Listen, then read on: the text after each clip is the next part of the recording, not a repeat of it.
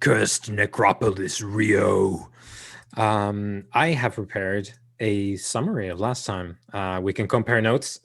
Hopefully, I have managed to put down the sort of very tight summary of what happened last time. So, previously on, we discovered the body of Apemedes, of course, but we also discovered a swarm of serpent wasp Amkata that were apparently inside his wounds. This sort of big snake bite wound that he had on his forearm, and we also met with Sakmist, also known as Chango, the Prince of Storms, a member of the Orisha Merit, which is the group of mummies he belongs to, and we know that he currently has basically the custody of Apemedes' body. It was left in his cultist's house, and he resides there now. Stockmist asked Khufu and Sobek to look into what caused whatever this is that's happening to Medes. Look it up and see what it is, because it's clearly a threat to Arisen, aside from Medes as well. And then we looked into, we got some information from the Trovoada cultists of Sakmists. They were able to provide us with some details of Apemedes' recent past. So the cultists were trailing him near the Villa Autodromo favela, which is close by where the Olympic Park, the Rio 2016 Olympics, are going to be kicking off there, among other locations. So they're building this park, and Medes was apparently at the construction site talking to a supervisor about some archaeological artifact that had been discovered while they were digging down the foundations of whatnot. And it was apparently a pair of manacles from the old slave trade days, but the cultists know that the supervisor didn't know what happened to it, so Medes left. And then they lost sight of him. And the next thing they know, and are quite surprised by, is that Medes is found in a ditch in the Mata Machado favela, near the tent of a traveling church, the Church of the Lady of the Feathered Serpent. And we went to investigate said church. And they were holding an evening service, and we saw Gustavo Jimenez, who is the preacher for this particular church, and he gave the ceremony, the sermon rather, and Khufu and Sobek departed when they started dealing out the sacrament for the evening, and went to investigate outside. And after having spent some time looking about, they did notice that Gustavo bolted out the back of a tent, and they chased him down. Gustavo proved very resistant to interrogation, so he was interrogated posthumously by the powers of Khufu. And so what we know as a result is that Gustavo, or someone he knows, contributed to what happened to Medes. We also know that he is not in possession of the manacles, and that the person who caused Apemedes' condition is either basically him or with his daughter. And we also know that the Church of the Lady of the Feathered Serpent are holding a big event, which was the reason why Gustavo's daughter, apparently a fairly popular figure in the church, wasn't there that evening, because she is preparing for the big event tomorrow night on Morro da Urca, which is the smaller mountain below Sugarloaf Mountain. And that's where we left off. So basically, there is not fully a day, but there's a fair amount of time before tomorrow evening, when the ceremony kicks off at Morro da Urca. And I've just written a note here about before anything else, you'll very quickly find out that there's tickets that are required to this particular venue, and they are quite expensive. So we'll need to deal with the tickets, unless you want to crash the place, I guess. Also, is there anything else you want to attend to before we get on? Because the plan, as I understood it last time, was that we're gonna go see the ceremony. I can't think of anything else that Khufu particularly wants to do before we go there. Given the fact that tickets are required, I'll probably make inquiries of Miss Alvarez, since I've observed previously that she knows her way around like money and who to like apply it to. I don't suppose I can find like a handy dandy coupon, just being as charmed as I am. Like based on historical organizations in the city. That kind of thing, just happened to be on offer for us. If there were such things, you would absolutely find them. However, what you do find, if you look into it at all, which you can easily by talking to your cult, for example, or maybe you want to talk to the Parlamento de Patriotas and have them get you tickets or whatever. But you will find that there are tickets available in good numbers. So. Well, like I say, I think first of all, see whether Miss Alvarez can acquire us some. Yeah, if she can. Oh, that's cool. I was going to say, if she can't, I'd suggest that we get Sobek to go and speak to either like Sakonsu or Ibsheta. Because if there's like anyone who's like can like sleaze their way into like a couple of tickets, it's going to be them two. Yeah, Ibsheta has enough product to be able to squeeze in through any crack. You know what I mean? Okay, so yeah, it's not really a problem for your cult. We can talk about it in more detail, but your various cult dots can stand in for, among other things, resources, and it is not a problem. And I guess you wouldn't learn about it unless you specifically ask, but she wouldn't tell you that they were quite expensive.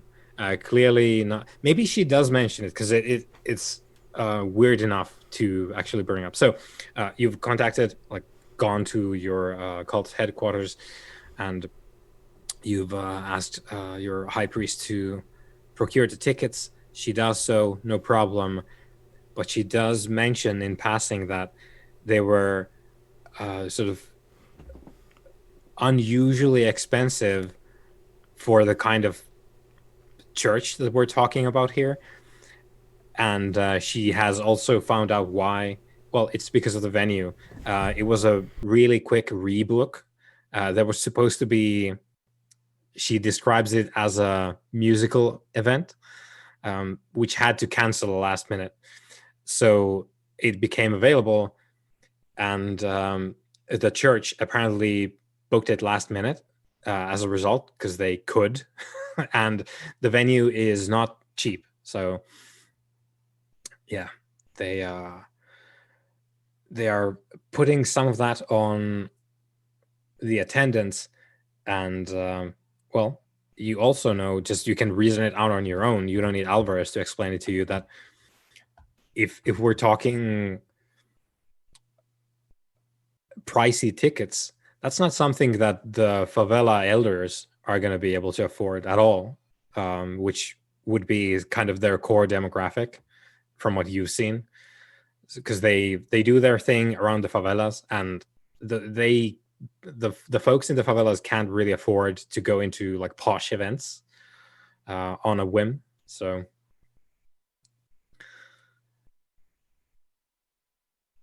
yeah, but you get the tickets, no problem, and you get the additional like commentary from Alvarez that, oh, well, that's weird. Like it's one of those like dinky traveling churches, and suddenly they're holding a thing in a very touristy place that was supposed to host a rave, but she doesn't say the rave because musical event. Because they've said that, I would like and who was to be raving there. Yeah, it was like a ranting session. Yeah. Okay, so yeah, you can easily deal with all that with Alvarez. Your cult is well moneyed, so no trouble there. Anything you want to get done? You have. I don't recall what sort of time we were talking about last. I guess it would have been in the evening because evening service at the favela, right? So I guess we have maybe like 20 hours before the service. I don't really have anything particularly I want to do. I'm considering discovering whether Ibsheta and like Sakonsu are like up and about, because obviously it's a Sothic turn. And Ibsheta did reveal that he'd had previous dealings with Sobek, who doesn't seem to really remember it, although he said the name sounded familiar. So whereas I remember it a bit more clearly because I met them last time I was awakened. So I'm thinking perhaps as like a little sort of interlude before we do this, I may, and also because we can like inquire like whether they're going, because it's probably like the sort of thing they might be into.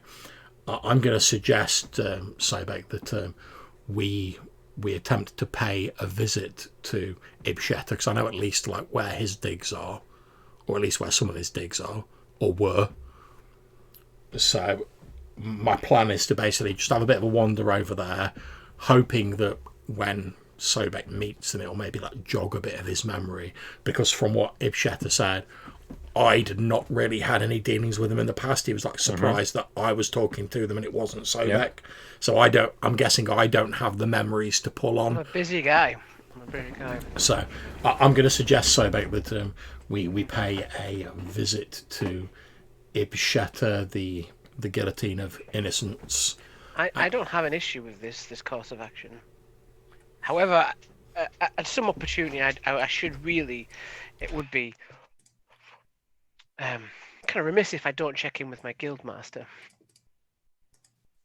who is Banta. I'm gonna miss this up. Bantanath? Yep, Bantanath. Yep. That's entirely understandable, brother. However, I feel such a visit is more likely to be a lengthier affair, shall we say? Yes, quite. Whereas hopefully the visit to Ibsheta would be short and within the time that we have to spare before this Some evening's leniency function. will be allowed, but the guild would not take kindly to me not showing my face, considering it's a Sothic turn, as far as we're aware. I understand. And then memory's still a bit. Then we'll head off to where I last went with Ibsheta, just to basically see if he's about. Yep. So, at least the house that you were invited to last time is in the Leblon area. Very fancy, expensive area. And yeah, it's not a problem. You have quite the good memory of it because it was your last time awake. Are you going there now during the evening/night, or are you waiting until tomorrow for a specific time? We'll wait until like the daytime, sort of head off like early morning. One thing I will ask, because obviously I remember from when I was previously woke up, there was the young singer that Sakonsu was sort of tutoring, who did the Bluebird tune. Yeah, let me pull up the. Here we go. That's it, Cardoso. So, what I'm going to ask Alvarez, like before we leave, if there's if first of all, if she's aware of Jacqueline Cardoso, I'll say I met her when I was previously awake. I'd be interested to know what happened to her, if that's public knowledge. Yeah. No, Alvarez can easily pull it up for you. So you both, Sobek, you're free to be there as well because it's I'll come along. It's the cult, right? So Alvarez treats you to perhaps your first taste of some very interesting technology. So she's gonna pull up an LCD screen and she's gonna Google Cardoso for you. She reads it off, and you can also read the words. inscribed in lightning on this thin tablet of a wall ornament, as your high priest somehow manipulates it with a seeming array of letter slates on a bigger slate, which is called a keyboard by normal people, and you get to read the sort of like short, basically like a Wikipedia entry or something about Cardoso. So it's been some time since we saw her last, and she was at the time a rising star. And you get to hear about how she was sort of slated to be, and for a period of time was as well, the Brazilian Britney Spears. You don't know who that is, but presumably someone worthy to be compared to. She had a succession of great hits, and there's been a sort of steady stream of controversies and scandals following her every step of the way, increasingly so. From like just indiscretions. There was a case of alleged drug possession to ridiculous amounts, but it was thrown out in court, or rather settled out of court. No details available how that happened. She's apparently quite well moneyed, and is currently looking to get into music production instead of like actively being just a performer.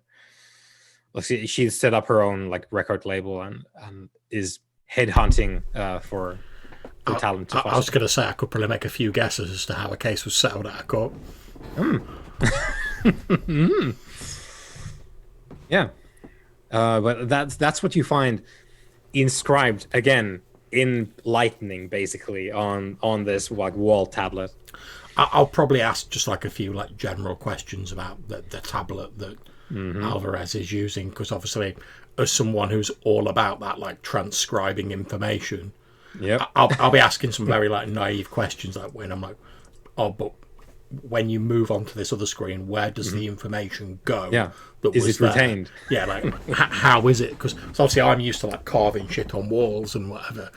But so I'll probably ask like a lot of like very naive questions about that, but I won't probe too deeply because I'm aware we're sort of on a bit of a clock. Yeah. But I'll ask Priest Alvarez if like at some point in the future before we return to our sleep, she could go into more detail about this, because I'm very interested in the storing of information, and this like new way of doing it seems weirdly both more permanent because she's somehow like pulled this information from the ether, and also going on here. and also less permanent because like it's a tiny little thing that could disappear.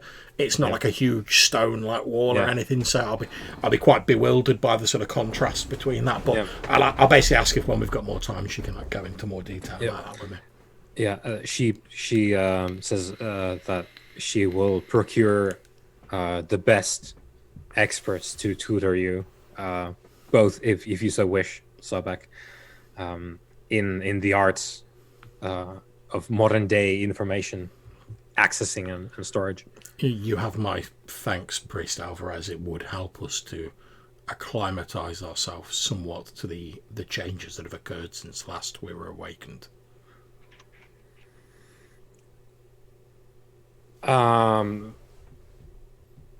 So Sobek, give me an idea of what would be Sobek's ideal relation to the cult. Would you like? Does Sobek want to be the overlord? Does Sobek want to relate to them as people on a sort of like even ground, or something else? This is all the members in a kind of a... Yeah, or it could be just like Alvarez here in the situation. Yeah, I don't think I would be in charge. I don't think that would be his personal goal to be like leading leading this team. He's more inclined to navigate this situation with his brother and fulfill the judge's Mm-hmm. duties. I'd see more of a equal exchange Mm-hmm. for knowledge, for communication, for an exchange of power if need be. Sometimes you need access to things that you are not capable of yourself. I think because of that, I was asking because of your affinity that gives you things by luck. So Alvarez mutters a joke about herself not having a great time of it sometimes as well. Like she needs help as well sometimes with this. Yes, I understand. Do I recall that my last meeting with her? I know that John said, sorry, Khufu referred to me having like previous dealings with her. No. You don't remember Alvarez at all from before. She wasn't there in 1985.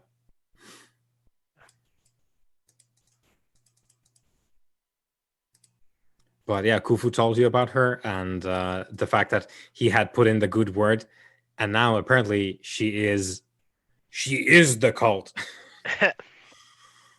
Yeah, she's gone from being the head of accounting to being like the head honcho. Yep. Okay, well, shall we proceed then? And if so, to where? To the previous place where I encountered Ibsheta, or where I Right. was taken by Ibsheta. Yep. So next morning, we're heading off to Ibsheta's place. Yeah. Okay. So we can we'll time warp there, and we are in the Leblon neighborhood. Again, very expensive looking houses, cars, the works. It's clearly an area for the affluent and well-to-do. And you find yourselves in the courtyard of presumably Ibsheta's house.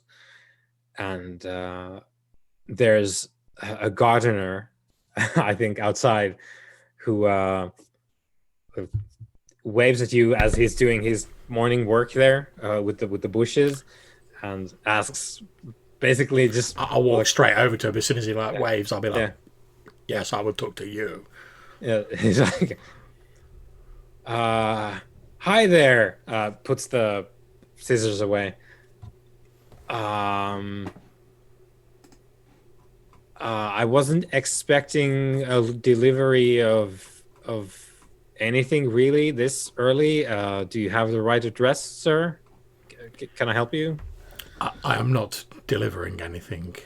I'm seeking an acquaintance of mine who at one point resided here. What sort of acquaintance are we talking about? He's clearly like he's not weirded out by you saying this. He's taking off his gloves, he's putting them away and waiting for your answer. Okay, so I'm just going to being like the straightforward, no nonsense reason I am. I'm just going to say that I'm looking for Ibsheta, and I'll say I believe he resided or used this building in around about the turn of the year 1998. He nods and gives you a wink, wry smile, and says, well, please, I'm not about to hold you back. The door is open. I'll give like a respectful nod, and then I'll gesture for Sobek to follow, and I'm going to stroll up to the door. Also, are you a Gungun now, or? Yeah, I'm still a Gungun up. I haven't changed my threads. I'm loving my Gungun outfit. Keep it on all the time. Mm-hmm. Good. So you enter the house, I presume. Let's go. Well, I'll probably go up and like knock on the door or something similar. Yeah. I won't just So stroll in. It's not my house. Yeah, you knock on the door. There's a. I don't know that it would be called a butler, but like a house servant comes and opens the door, welcomes you in. You wouldn't have gotten to the door if you weren't meant to. So, yeah, welcome in. You can please have a seat here in the lounge area. It's the same house as you remember from before. Furniture changed a bit, but um, I'll be back shortly. And the house servant goes and fiddles around with. There's like an open bar that you remember from way back as well, Kufu, in like at the wall. And she goes there, takes an orange, cuts it in half, starts juicing the thing. She's tending to the various appliances there, and you're sat in the little. If you choose to remain there, that is, it's a small lounge area with nice flowers in the corners and some magazines and newspapers on the little table there, and luxurious couches on which to recline. Yeah. Oh, actually, sorry, I've just remembered. I wouldn't be in the Gungan outfit because we changed into suits when we went to the church, didn't we? That's right. That's right. Sorry, I'd Correct. entirely forgot. Yeah. Okay. So we have the nice suits. The light gray one for Kufu, and Sobek has the beige one. Okay, so yeah, you're invited to wait there for a spell.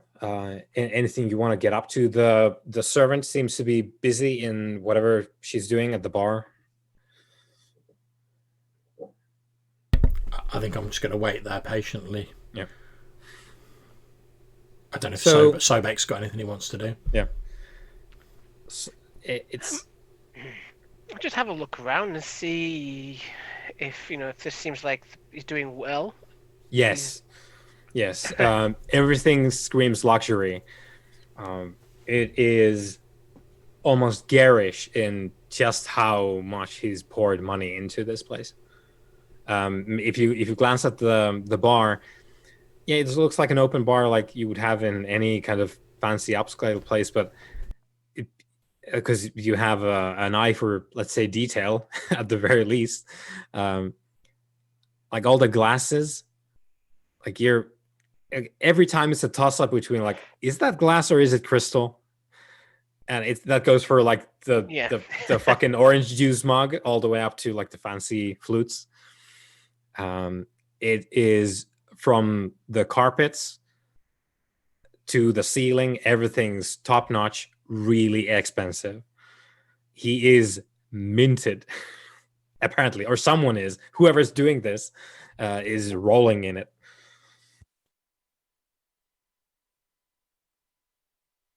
Wow. Do we know if he has if his cult is influential? Influential or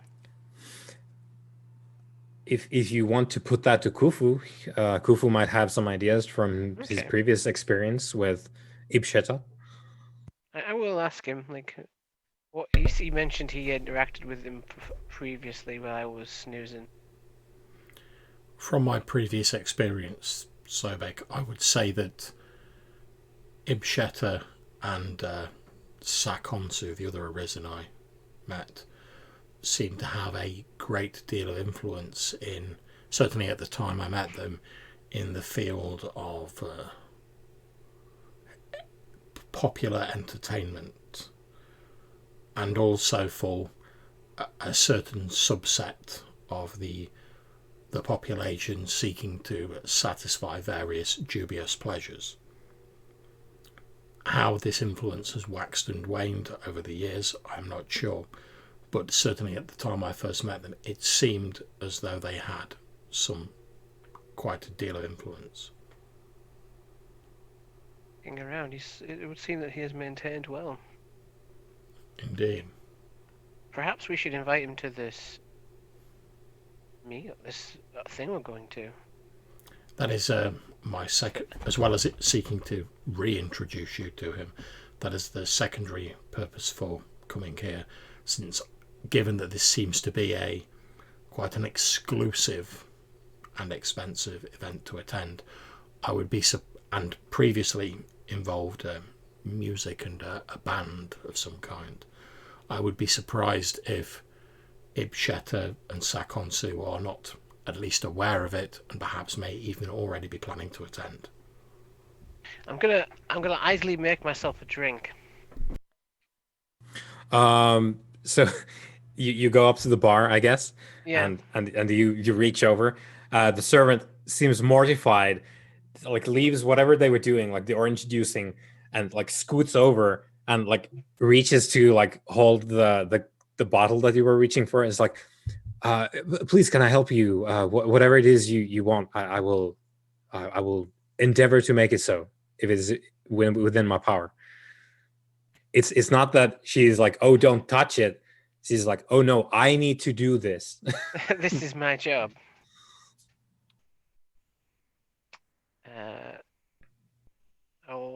I'll think for. I'll just kind of look for a moment, not at the kind of bar staff, kind of just like the bottles. Mm-hmm. Something. Something ceremonial. That's my response.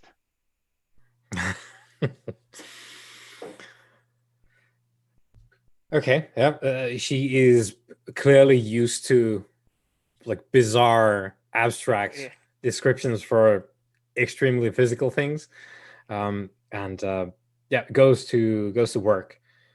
And this is where I don't have enough drink knowledge to give it to you, but I think what you end up with is a crystal flute of great smelling red wine, and there's a what seems to be like a small like biscuit, like a thin wafer that accompanies the flute. Like it's like on the lip of it. I see what you're going for. Okay. And and she slides it over to you. So you have this like a thin wafer on the edge of this crystal flute filled with red wine. I'll sip it thoughtfully. And as you do so, you notice the wafer has on the side, as you have your opportunity to sort of go in for detail as you sip the thing. One side has a cross on it, fairly bland. The other side has it's a bull's head, like it's just the shape of the head and the horns. Yeah, I kind of nod to myself. A nice touch. She nods to you as you seem to approve, and I don't seem upset by it. Yeah, I'm just curious as to what he has in his abode at this time. So as Khufu ponders the imponderables, and Sobek has a taste of ceremonial wine with accompanying wafer, and the server goes to juice the rest of the oranges, you hear steps coming from there. You can see there's like steps going down and up. There's the stairwell or staircase. I believe I put up his picture there as well, but I'll pull it up now. So Ibsheta approaches. He is not dressed as fancy as that picture. Seems to be in the middle of whatever he does in the morning. So he's wearing his suit pants, but he has no shirt on, and no socks either. But his hair is already full of product, swept back, and he seems almost a little bit giddy as he comes up the stairs, and like was beelining towards the bar, and then like he's like, "Ah,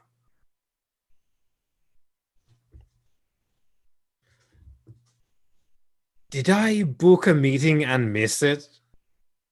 What a wonderful happenstance! Even if I did forget, Kufu Sobek, you've already come into my house, so welcome." Your servants were good enough to show us in.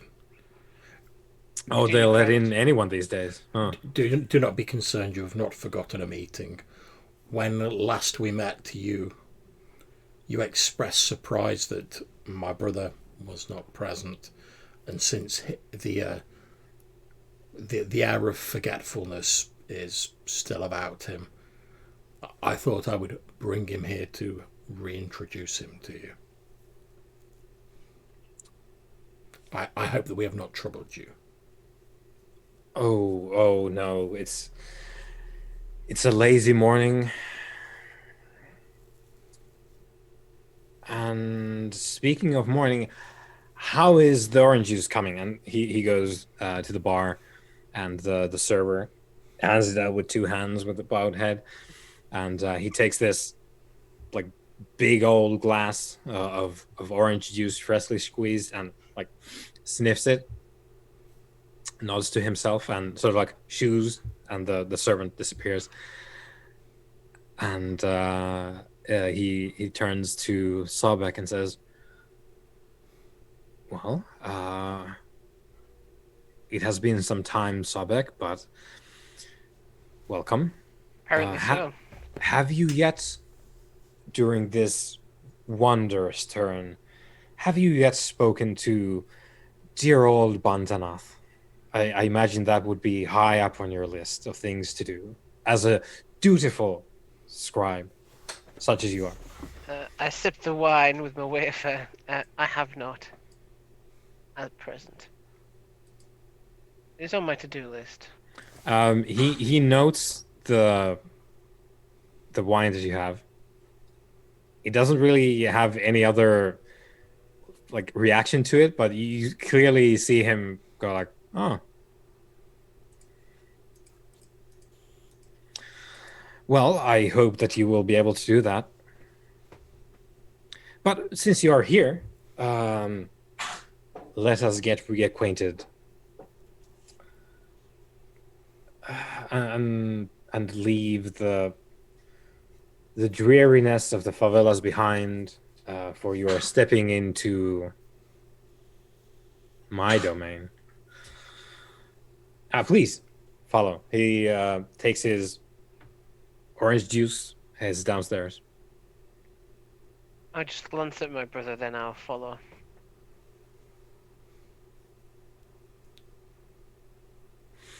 Okay, so you go downstairs. You find that he's waiting for you at a door, and leads you to what seems to be a small chamber with there's a piano in it. Seems to be like a small room for music stuff.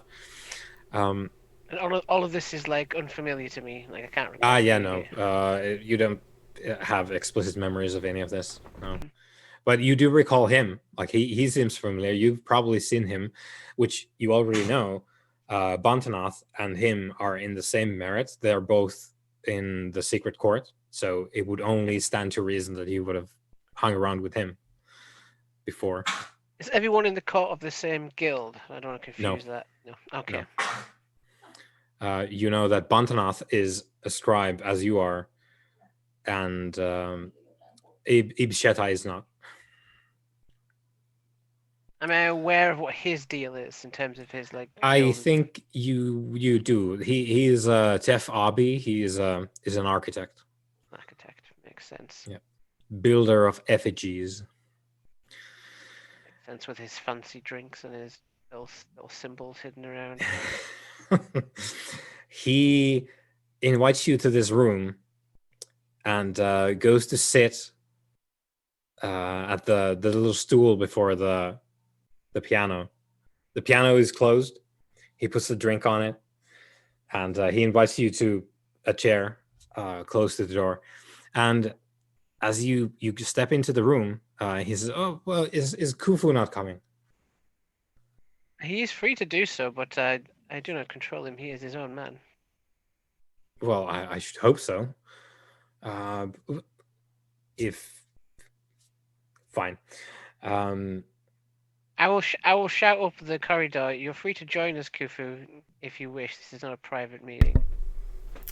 Very well, and I will go and join them. Splendid. Now, I was enjoying the Sothic turn and my morning, and well, what better way to do it than share it with, well, I presume, Khufu, you lack a drink out of choice, so I will. Correct. Yes. So I will raise a glass to you. Probably we are each other's only friends. Terrible and awful though we may be, it is only us who do this. And says the Iramite word for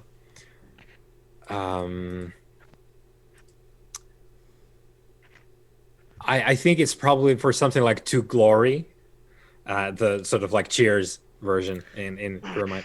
Although I don't have a drink, I'll sort of raise my hand in a respectful manner and give an appropriate response in Iramite. Yeah. So he raises his, and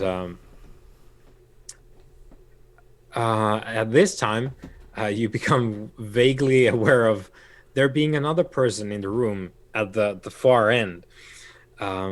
It's quite incongruous because it seems to be like, oh, this is where like someone might practice music, right?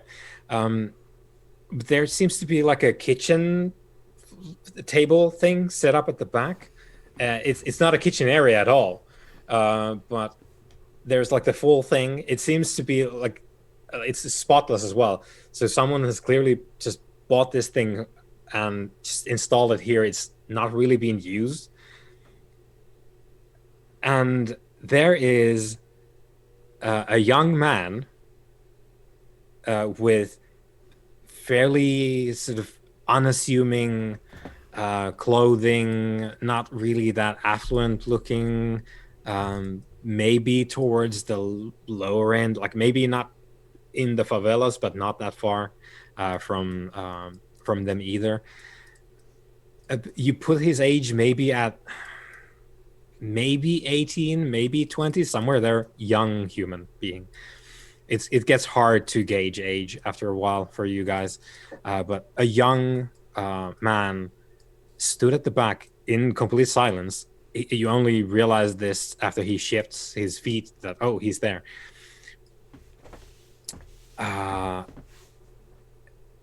In the kitchen sink seems to be some kind of contraption, and the guy has his hands inside said contraption. And Abe Shetha says, I was just here with my friend Manuel, and we were discussing how do you say, monetary aid for his brilliant piano work. The instrument, and he presses one of the keys to make you realize, oh, it's a thing you play. Then you are still acting as a patron of the arts. Oh, I never stop. Once I start, I don't let go. Now, this man, brilliant from what I've been told and what I've heard just this morning as I have him here with us. You unfortunately missed the exhibition of his talent, but hopefully we will be able to look forward to many brilliant compositions and executions from him. Now, it wouldn't do to just put him in the school. Yes, there is nothing that you do not have to earn. So what we are doing here today is we are seeing if Manuel has the talent to earn his teaching in the arts. I have promised to carry him through whatever school he wishes to attend. And all he has to do is extricate himself from this. It is a system for disposing organic waste in modern cuisine.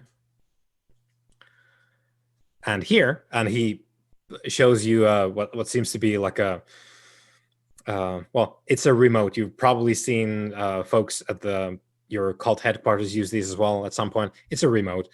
I have this here. When I press this, after an amount of time, the unit activates and his brilliant finger shall be no more. But if he extricates himself before that happens, his future is paved in gold and precious stones. Now, please take a seat as we enjoy and witness brilliance from Manuel, I hope. As he says that, I'll nod and sit down. Yeah. So Manuel is terrified at the back of the room. He's got his hands in some kind of garbage disposal thing, and Ibsheta has the remote, which he leans back on. Well, it's a stool. He doesn't lean back. he sips his drink and satisfied that you're, to his estimation anyway, you're sitting there to look at the display, and he says, "Manuel, are we good to go?" Good. As the young man manages to, from his petrified state, manages to nod a little bit, and Ibsheta puts the remote on top of the piano and presses it. It gives a satisfying click, and you hear there's a sound system set up in the room, apparently, which gives out the ticking of a clock. And you hear a voice in Portuguese count down from, I think 2 minutes is what the countdown is going to be. It gives updates like every 10 seconds in Portuguese, what the time is. So yeah, Manuel starts at it, and Ibsheta is just spellbound watching this. He at one point, like, let's say the minute and 30 seconds have passed, he raises up his orange juice and forgets to sip because he's so intent on watching the display. I think I'm going to be more watching Sobek to see what he makes of this, because obviously this is we're, as Arisen, we're no strangers to the idea of you have to go through trials and deathly tribulations in order to receive your reward. Extremely so. But Ibsheta's a previous acquaintance of Sobek's, so I'm more sort of watching Sobek to see what he makes of it. Sobek, he's outwardly he's not showing any kind of obvious sign of reaction, but I suppose you've obviously known him a lot longer than pretty much any other Arisen. There was probably a slight concern, just slight concern on his face.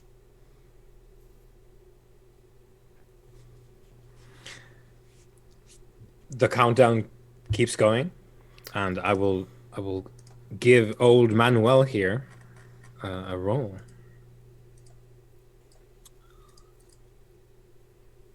Actually, Sobek.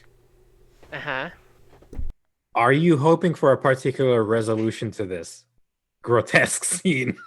I'm hoping that he succeeds. He proves himself worthy. Mm-hmm. He just finds it almost wasteful to be so destructive with someone with talent. Yeah. If that makes Yeah. sense. Like he understands the trial, but he's like he can make one mistake and that is the end of his career. Yeah. It's 100% at the very least. This is wild gambling. But that's the like charitable It's take not on something this. he at least. finds exciting, but he understands that his Yep. friend here must. So let's see. Okay, and then we're gonna put down. Maybe what we're gonna do with like larceny, actually. Yeah. Okay.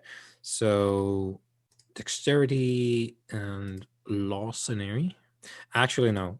Forget about larceny. He needs to be cool, or he will just not be able to do it. So composure instead. Good. So here goes Manuel. So what is? Oh, Yep. Yeah. No. What were you gonna ask? I was going to ask. This is a bit of an out there. Can I use my charmed lives thing to influence his chances? Is there a thing you can like a blessing you can bestow?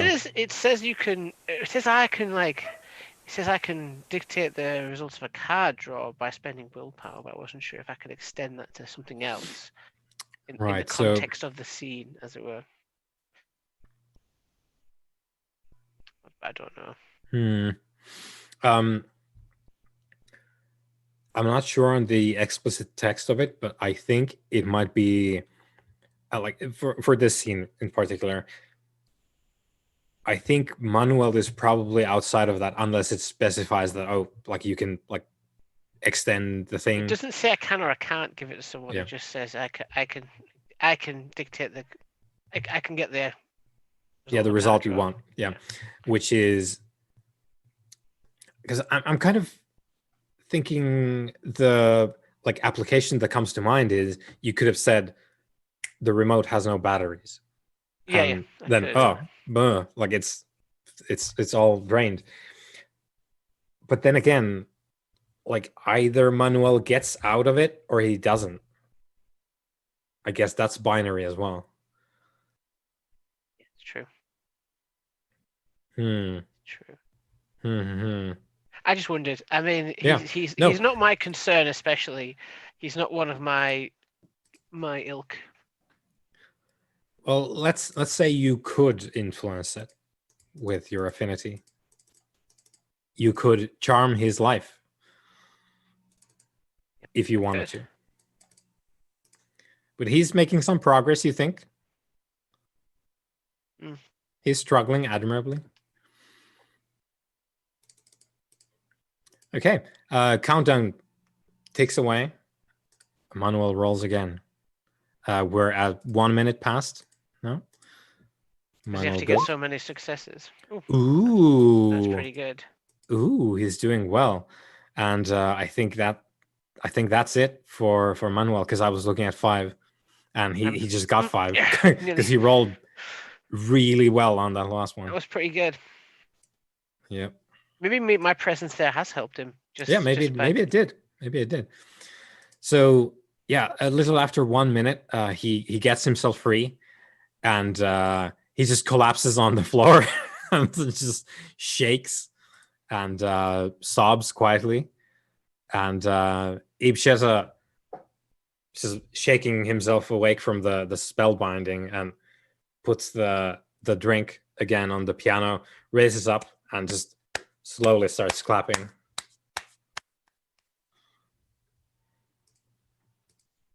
Turns to you and says, well, it seems we have one virtuoso in the making. Wonderful. As always, your teachings bear fruit.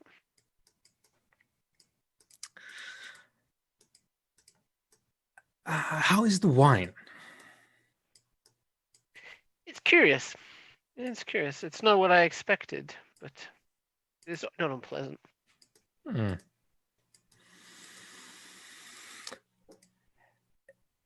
Is there anything I can do to assist you at this time? That would depend on how. Aside from the obvious, of course. That would depend on how much you enjoy getting into trouble.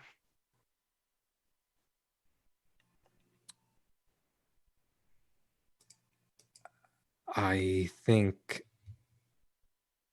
to some extent,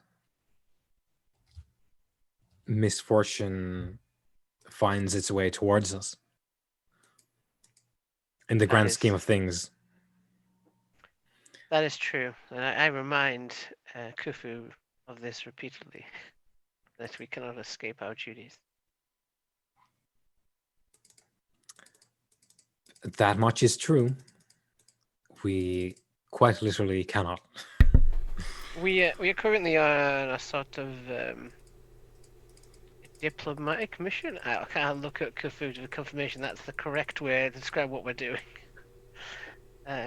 We have been employed or requested to assist in a matter concerning. Let me make sure I get his name right. Apep Medes. Apep Medes, yeah, that was from a few sessions for Apep Medes and his cult. Apep Medes? Yeah. You're working for Apep Medes? We are not working directly for Apep Medes. He is somewhat indisposed at the moment. We're actually working now for his rival. You're... Sackmist. Oh, one of those savages. Where... You're going to have to help me follow your formula here. We start out with Apep Medes and we end up with the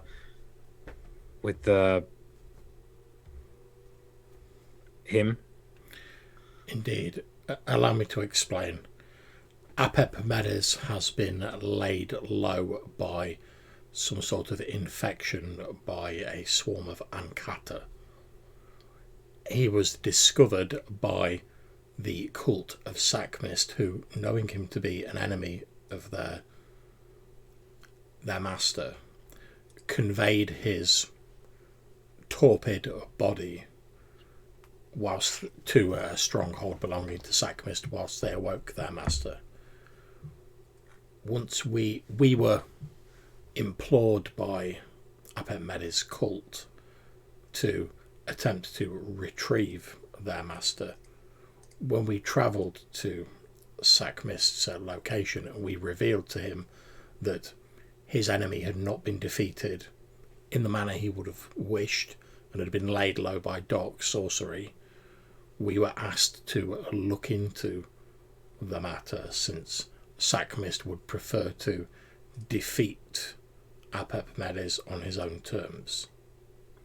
We have since discovered that the unfortunate Apep Medes visited a small church known as the Church of the Feathered Serpent, or the Igreja de Serpent Penes.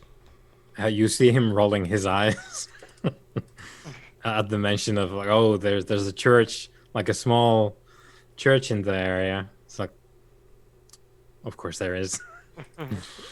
Where he was apparently laid low in some manner there, and was later discovered by Sackmist's cult.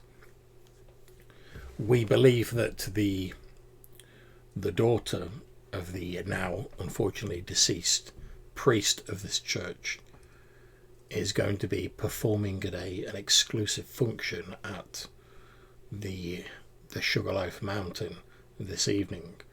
We have acquired passes to this event and intend to travel there with a view to discovering who or what was able to incapacitate one of our kind in such a manner.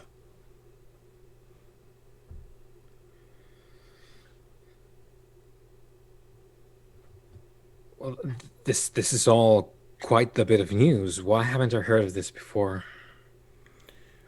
I believe that Apep Medes' cult were not keen to widely broadcast the fact that their master had been incapacitated.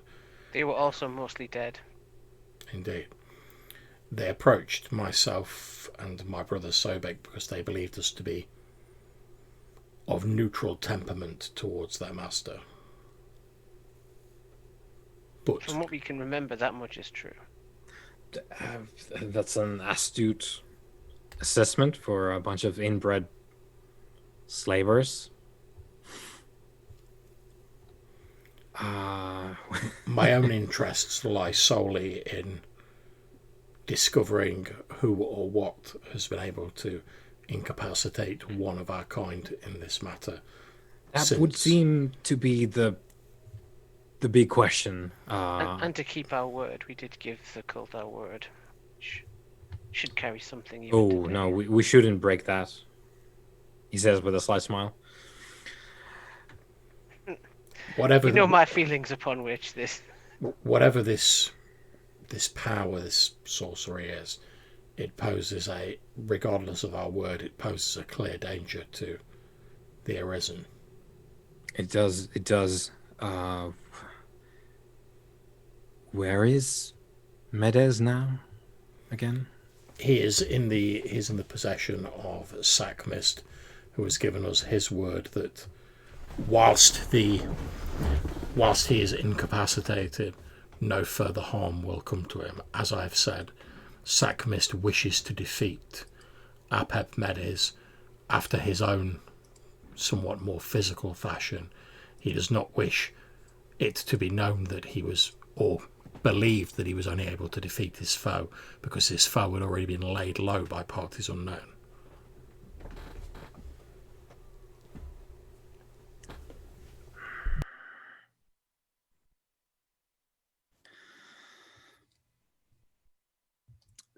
This is strange news indeed. You speak of something that lays low the moon snake, and then I hear that Sackmist, of all people, isn't currently dancing in the ashes of Apep Medes. Those two, quite the fiery pair. This is rather more excitement than I had predicted for this morning. Indeed.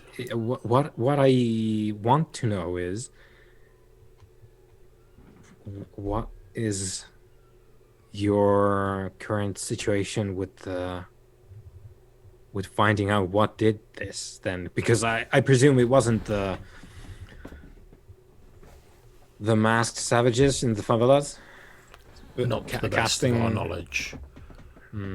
I have interrogated the spirit of the deceased preacher. He was more uncooperative. Until he had passed, and then it was easier for me to gain the information from him. We know that either he or one of his people contributed to the current state of Apep Medes, and that either he, unfortunately I was unable to hold his spirit for so long, we know that either he or another party who was responsible was either there when we questioned his spirit and would therefore be himself, or was with his daughter, who is going to be the person starring in this production that is taking place, this religious spectacle of the Sugarloaf Mountain. My thoughts are that either he was responsible, in which case he has already met his fate, or his daughter or someone close to her are responsible, and that is why we intend to attend this function at the Sugarloaf Mountain to determine whether there yet remains a threat to our kind. And you are here not because you cannot afford the tickets, I presume, because you already have them. Correct. You're not here because you just wanted to inform me that one of my merit mates has been taken by his sworn enemy, I presume? That is correct. I am here, as I said originally, simply to reintroduce you to Sobek. But since we are guests in your house, I am answering your questions as honestly as I can. Of course. One appreciates honesty. Now, while I have your ear, what does Sakmist intend to do with the body of Abed Medes? Whilst I cannot say for certain, it is my opinion, having persuaded him not to take any action whilst Abed Medes is incapacitated. He seemed to take no pleasure from the idea of striking him down while he was weakened in such a way. Indeed, it is my belief that if it is possible to restore Abed Medes to a mobile state, to his former self, that Sakmist will attempt to confront him in some Oh, manner. yes. Yes, he will. A direct manner. There will be a conflict between the two, and that will fall as it may. Well, Medes is going to lose that because, well, he's currently in an inert state somehow, and Sakmist will have all the time to prepare. Medes will come back befuddled, and be laid low. It is my belief, following my discussion with Sakmist, that he wishes the conflict between himself and Abed Medes to seem to be a level playing field, so that when, as he believes, he is triumphant, there will be no question that he has triumphed through the rightness of his cause or personal strength, pick as you will. Oh, yes, honor and all that. Indeed. Now, you're here and not in the favelas sharing whatever pigsty they have for a guild hall or a merit hall there, which I take to mean that you would be open to further discussions on our cooperation vis-a-vis the retrieval of Medus's body before an ill or more ill fate befalls him at the hands of Sakmist.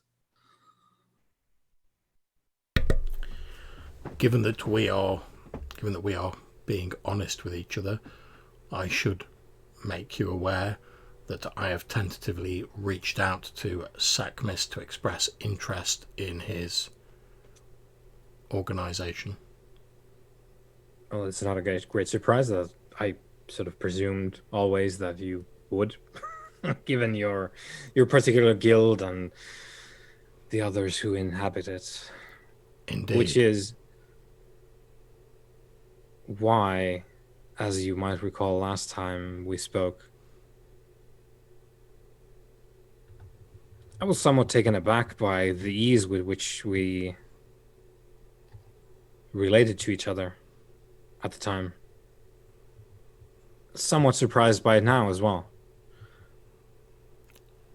Indeed, as I explained to you previously, my concerns are mostly for the dead and those who have passed. Therefore, I do not hold such a great concern for those who yet live as Sobek does. Mm-hmm. I am personally open to negotiations regarding the Abed Medes. Well, do you have suggestions? You know where he is, you've seen who's there at the time anyway. How do we make it so that Sakmist no longer possesses his body? Not without conflict, I imagine. Before you begin discussing this, might I suggest that I am absent while this discussion takes place, since, as I have already mentioned, I am considering joining Sakmist's organisation, and therefore I'm sure you can see that there is an obvious conflict of interests for myself. Oh, truly, and one wishes, given you're here, clearly you have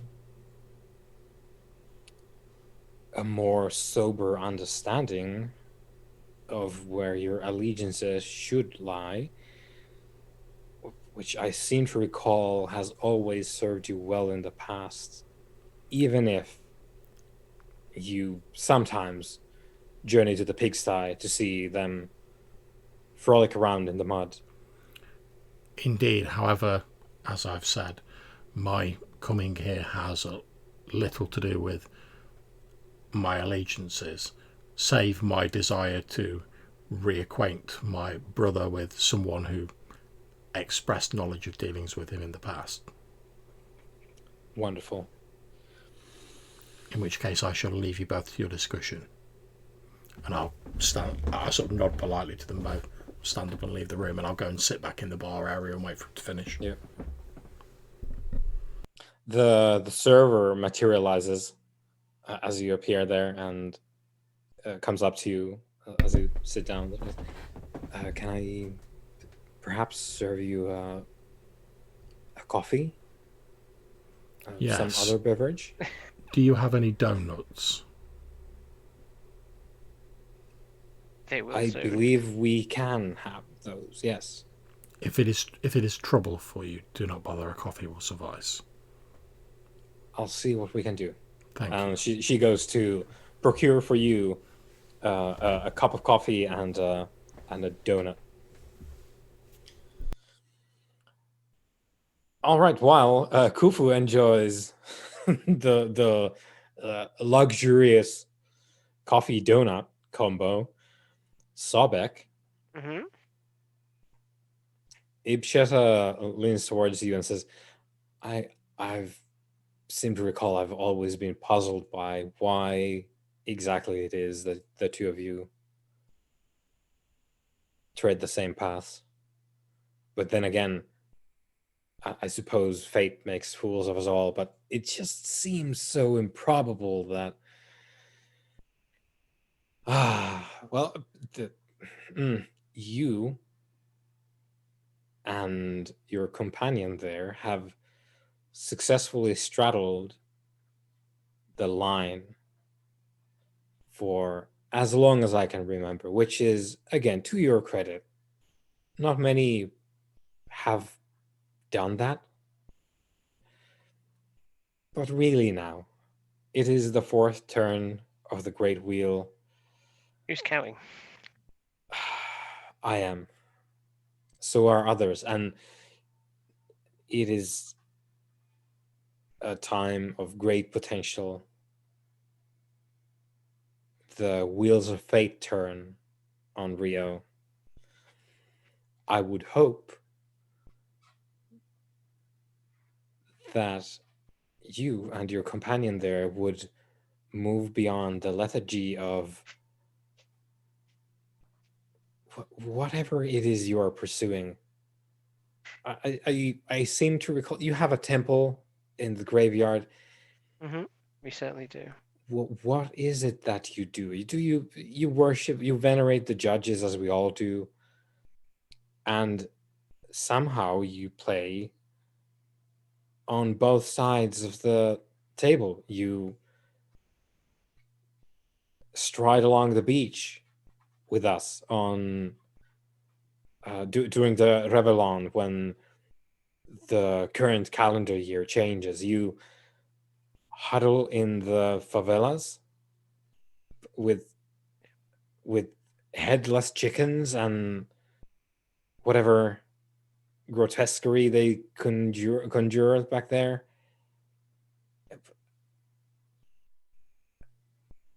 What gives, Sobek? You have so much more in you. Well, my affiliations do not allow me to pick a side. By the judge's decree, it matters not whose side I am on. It matters on what I do and who I bring to task. In regards to my brother, as I have said before, I vaguely recall, it is our differences that make us stronger and allow us to see what the other cannot. And as my guild would say, there is power in a name, and I see a lot of power in Khufu's name, future and past. And thirdly, it is good and proper to have something that reminds us of home, where we are much distant from it. even though we are bound to it forevermore, it would seem.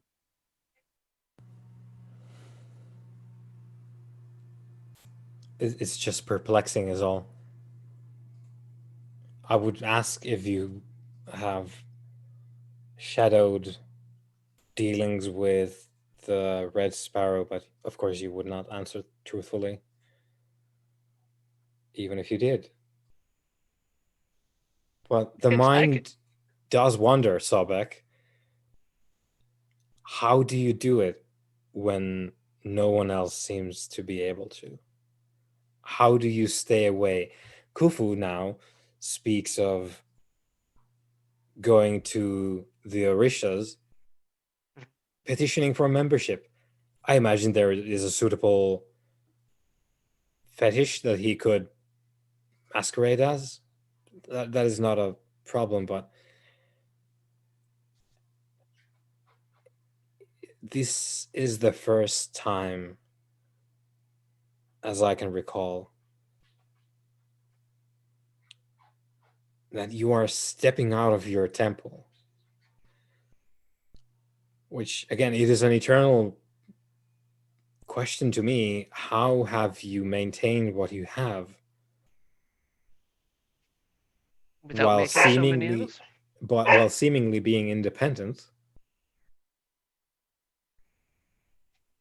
And why is Khufu stepping out now? Soon you will be left without him if he is to don the mask. He actually puts up the air quotes and rolls his eyes. Yeah, Sobek kind of thinks for a second. You see him like no one else is there apart from the two of us, but no, Manuel is still there. Yeah. Oh, he's still there unconscious. He sobbing on the ground. It's almost like he's savoring the thoughts that he's been presented. I do not think my brother will leave me, as you put it. I think he just sees this as a better way to proceed with his goal. Our loyalty is still, as it always has been, rock solid. Well, of course, it's merely a question of who stands by you as you strive towards your goal, which is, again, an enduring mystery to me, with given your allegiance to the closed books, by which he means scribes. How is it that Bontanoth hasn't convinced you to join the court?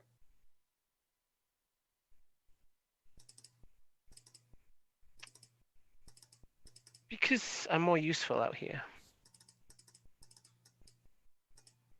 A spy in the bushes? No, Bontanoth understands that my particular crusade, quest, depending on where language you pick it from. I suppose Oromite would be duty. It means that I have to be willing to be outside of these organizations, because I may very well one day have to bring justice upon them.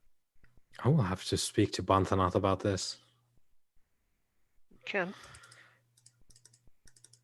Well, that's one of the reasons I like you. You're not necessarily interested in professing yourself as something divine or masquerading. Well, Sobek, flattery will get you everywhere, as I've learned. Well, do not take my inquisition here to stand in for hostility. I take no offense. I am vexed by fate, as we are all. As you can see fate as some kind of chain, or you can see it as a path. It is in your perception. But you are not of our guild, so I suppose you do not see it so. Yes.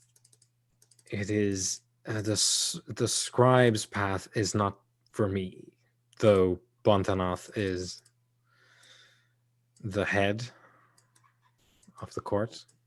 Do I have any idea of what their relationship is like? If are they on good terms? Just because they're in the same organization doesn't mean they're best buddies. Give us a roll. Ooh, Oh, a dice roll in a yeah, game. in a Okay. game. You think this is a game? Game. Is that gonna be like some kind of history? Intelligence politics would sound Right. good. Okay. Do I have any politics? Yes. Yes, I do. You better start believing in politics. You're in one. Okay. Do I get any bonus from our previous relationship? No, because you barely remember that.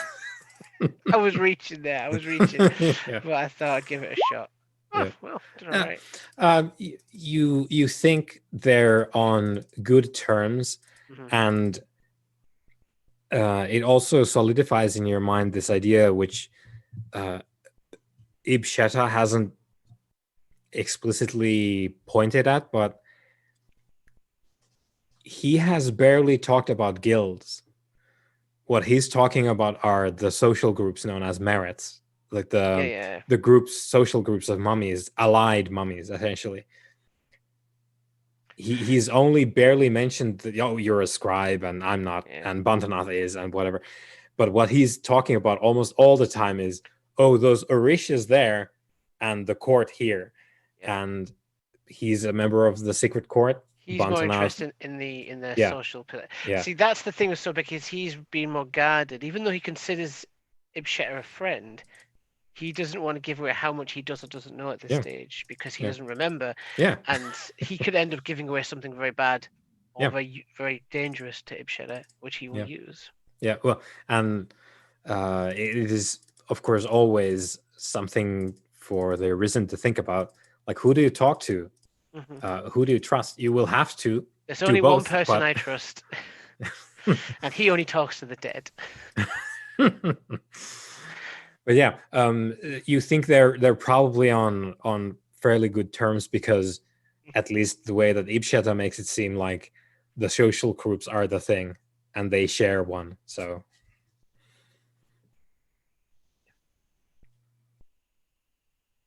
You should see this as an opportunity, Ibsheta, to get in on the action, find out what befell Mendez with us, and then use that information to help get him out. My hands Well- are somewhat tied. do you mean come with you Commitments. to Morada Urka? To the Sugar Mountain. See Huh. for yourself what's going on. Attend a quaint pedestrian almost rite of the what was it again? What did Khufu say? It's a ceremony, wasn't it? From what you Yeah, but like if Khufu, I think you mentioned the church by name. So it was the Church of the something. I can't remember what it's. Church of Our Lady of the Feathered Serpent. Lady Feathered Serpent. Yeah. Of course, a little bit of the local spice on top of imported tales. I suppose it could make an evening. You said the wheel of fate is turning in Rio. Perhaps this is. It is. Giving you a little bit of a push. I was not expecting this, though. I was thinking we would spend a wonderful afternoon, maybe even the evening with Manuel here, but seems that Manuel has reached his goal for the moment. He is only mortal. And you have brought a delicious and frustrating morsel to my door. And you speak of the Red Sparrow. Now, the Red Sparrow will be involved in some fashion, no doubt. Well, of course, when he actually laughs. It's like, when is she not? Yeah. I wouldn't be surprised if Our Lady of the Feathered Serpent turned out to be the Red Sparrow in all her feathery flesh. That is actually a very astute observation. Truly a curse on Rio. Anyway, I believe I shall arrange for someone to deal with Manuel there, And then Mhm. I have something to take care of. Shall I meet you at Morda Orca at the appointed hour? Yes, that sounds agreeable. Wonderful. Good. It has been strange, Sobek, to be honest, but Isn't it always? one hopes that as we go along this turn of the wheel, you talk with Bantanath, we will settle things. We will find our places in the world again. And hopefully, No doubt. we will be able to shed some light on Khufu's path as well. I would certainly like to see what is in store for him. Good. Well, I believe that I will now go and have a different drink and arrange for someone to come and see about Manuel. So please let me escort you. And he gets up and Yeah. gets the door. And of course, if you see Bantanath before I, send my regards. Oh, I will let her know right now. And he takes out a mobile phone and appears to manipulate it with I'm his... just going to stare at it, confused Yeah. for a few seconds. Are those one of those things I've seen? He does something with the mobile phone and holds it up and is like, perhaps, quite likely, wonders what they do these days. They inscribe things in lightning. We have arrived at a strange time in the turning of the wheel, and well, that's the discussion for another time, perhaps, Sobek. I do recommend you to talk to your people. He says somewhat uncertain, like, do you have people? We have people. Perhaps acquire one. I find it to be very useful. I will look into that. It is as if we were back in the old days when assistants were always at an arm's length. Except now, your arm stretches across the city. Quite wonderful. Good. Oh, and you arrive at the... I'll rejoin Khufu, who is probably having his donut at this time. Khufu, we have concluded our discussions, and we have determined to meet at Moroda Orca at the appointed hour to see about this parade of, well, whatever it is, and perhaps gain some insight into what is going on with Apep. Very good. Fantastic. Now, I have things to do. You no doubt do as well. I bid you good fortune and prosperity in your endeavors, he says, and lowers his head. And to yourself. To yourself. And we'll leave. Great. Peace. All right. Anything you want to talk in the aftermath amongst yourselves? I'm going to say to Sobek as we're walking out, I'm going to say, I believe I will now pay a visit to the Prince of Storms. Is that Sacrist? Yeah. Yep. Is that required, brother? It is not required, but I wish to update him on our progress. I will also inform him that there may be an attempt to retrieve Apep Mede's body, which I know none of the details of. That is fair. Then, if the attempt to retrieve Apep Mede's body succeeds, we have accomplished our goal, and our word to his cult is safe. I cannot betray anything that you have discussed with Ibsheta, since I do not know it. And you have not betrayed anything that Ibsheta has said to Sackmist, nor have you increased your involvement with the Orishas. Yeah. I will say, this doesn't reflect what was said in regards to Mendes, that it appears that he may have some connection, or at least maybe some distrust of the Red Sparrow, which is good.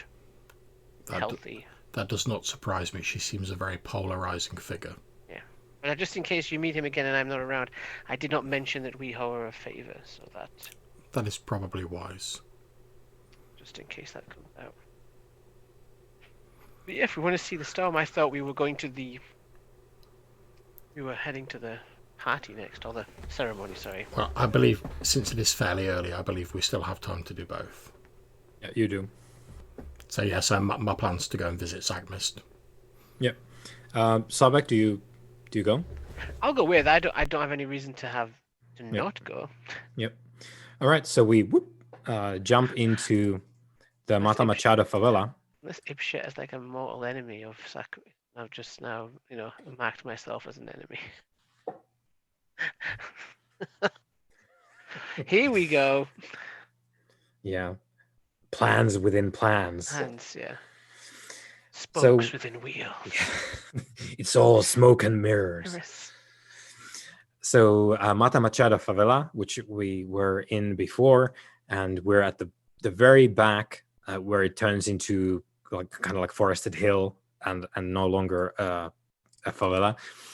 And we're in the house of the football coach, where basically Sackmist has made into a fortress now with his elite cultists guarding Apep Medes' body. Yep, so you're there. It's no trouble for you to get in and get Sackmist. Again, I'll put up the picture here. Sackmist. Again, the man has a slight beard, long, heavy dreadlocks. He has no shirt, no shoes, and like cargo trousers in a camo pattern. Well, whilst we're there and we're talking to him, in case I forget out of character, I'm going to address him entirely as Chango in case any of his cultists are listening. Yep. All right. Well, you are shown in. He's there, sitting around a table with a bunch of his elites, you presume. He gets up to come and shake your hands. Yeah, I'll shake his hands, bow respectfully, and I say, "Greetings, Chango, Prince of Storms." Greetings, Gungun. Greetings, friend. He nods to Sabek, and true to his nature, remains standing quite close to you. It's fine. Yep. What news? I just to skip through it, I'll very briefly explain what we've discovered. Yep. And that we're going to this dealio in the Sugarloaf Mountain in an attempt to discover whether the threat truly has been nullified. Yeah. I'm also going to mention that in the course of my investigations, certain things I've discovered have led me to believe that there may be an attempt by the secret court to recover the body of Apep Medes, but unfortunately I do not know any of the details of that. Merely that such an attempt may take place. Yeah. He listens to your debrief, and he starts chuckling with glee as you mentioned. Oh, there might be an attempt to get at Apep Medes' body. He nods and kind of like whispers to himself almost in Eremite, and just says like, "Let them come, let them try."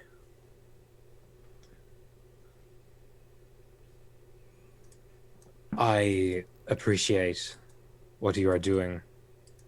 Of course, perhaps should such an attempt be made, as I've said, it is not a definite thing.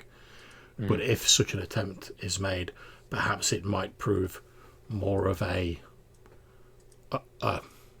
worthy diversion for you rather than the currently torpid Apet Meadows. Well, if worst comes to worst, he jerks a thumb at a corner of the room where you can see are at least a dozen jerry cans filled with some really pungent liquid, you presume, because of the wafting odor. It says, we brought supplies to get rid of Apep if we need to.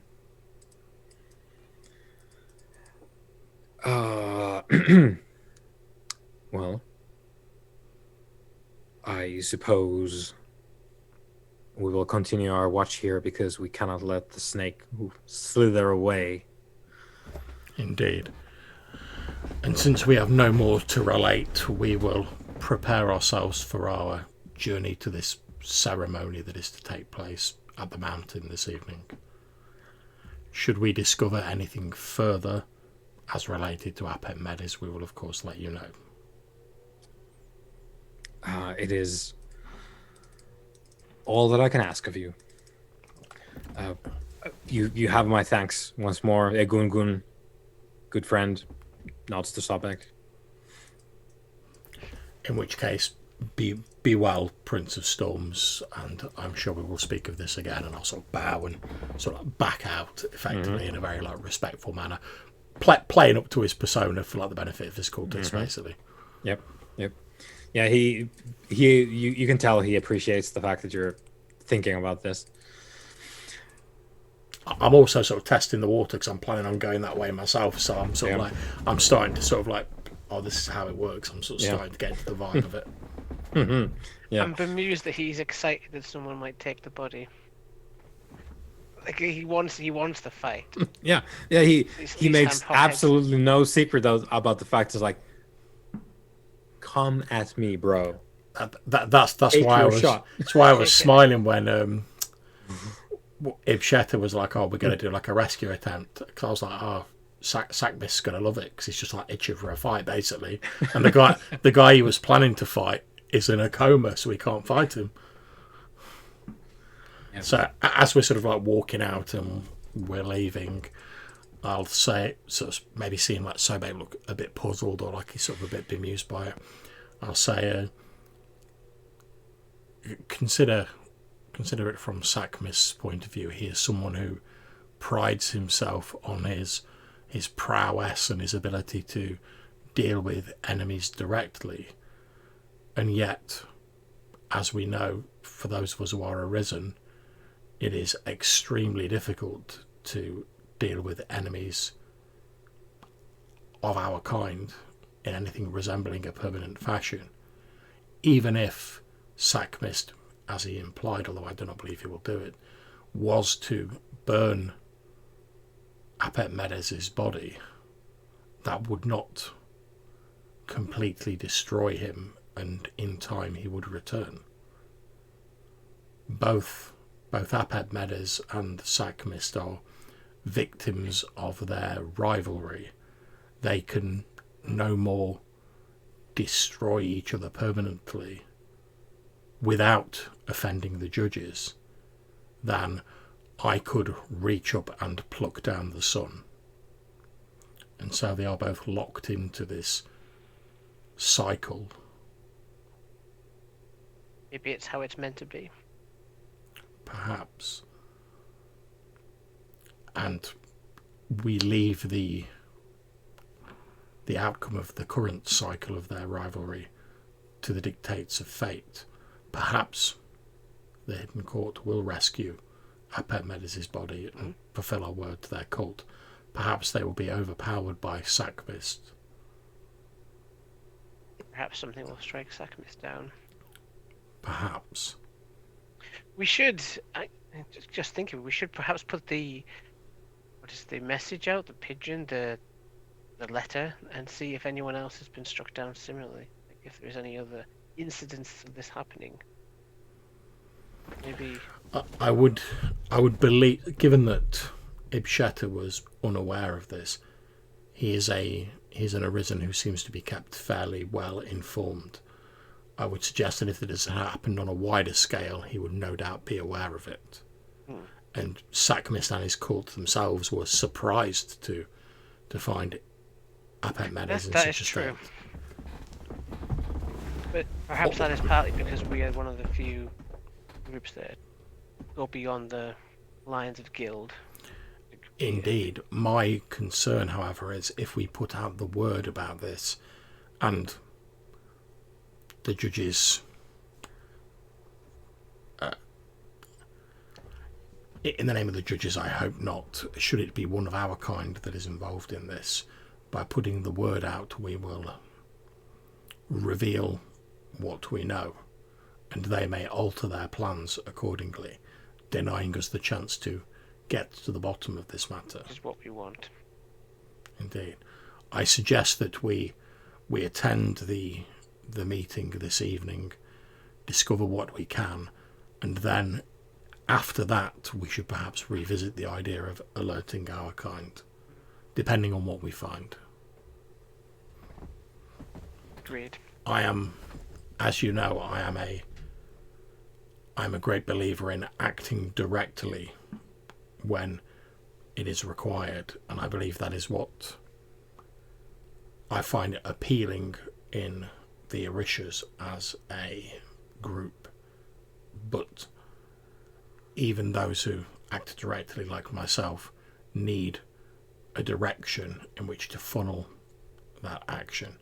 And at the moment, I do not believe we have enough information to act on, but hopefully this evening will furnish us with enough.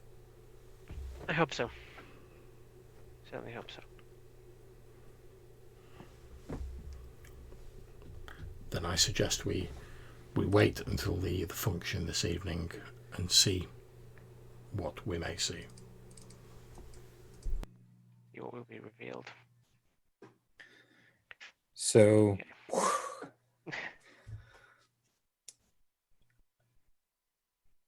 I think we don't have anything else to do before the event. So Nothing pressing.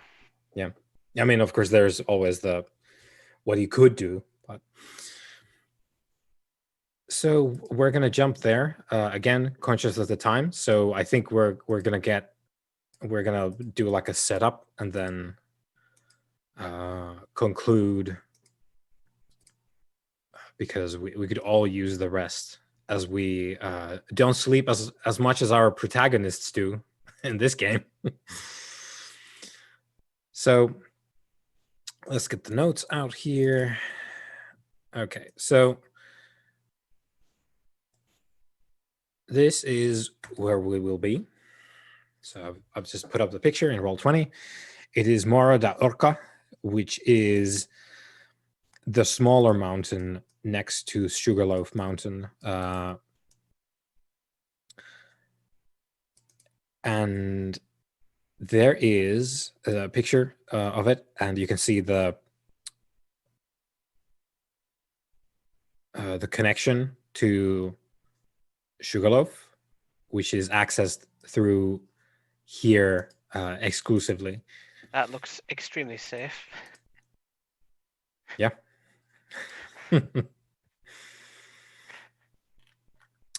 Okay, so it is evening as we got into a scene at the Morro da Urca, and you have in your company Ibsheta, now dressed to the nines in a really smart and expensive suit.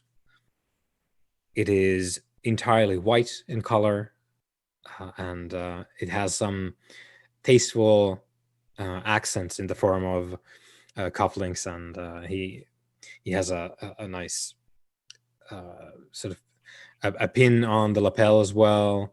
Of I guess it's going to be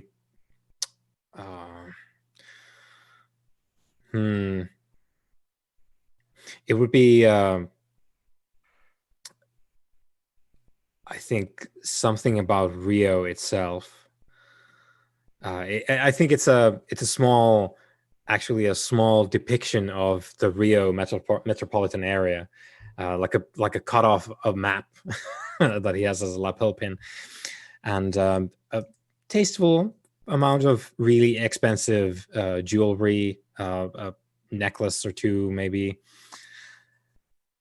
And you are with him. You've traversed up there to Morra da Urca. You can get there by foot if you want to. You can also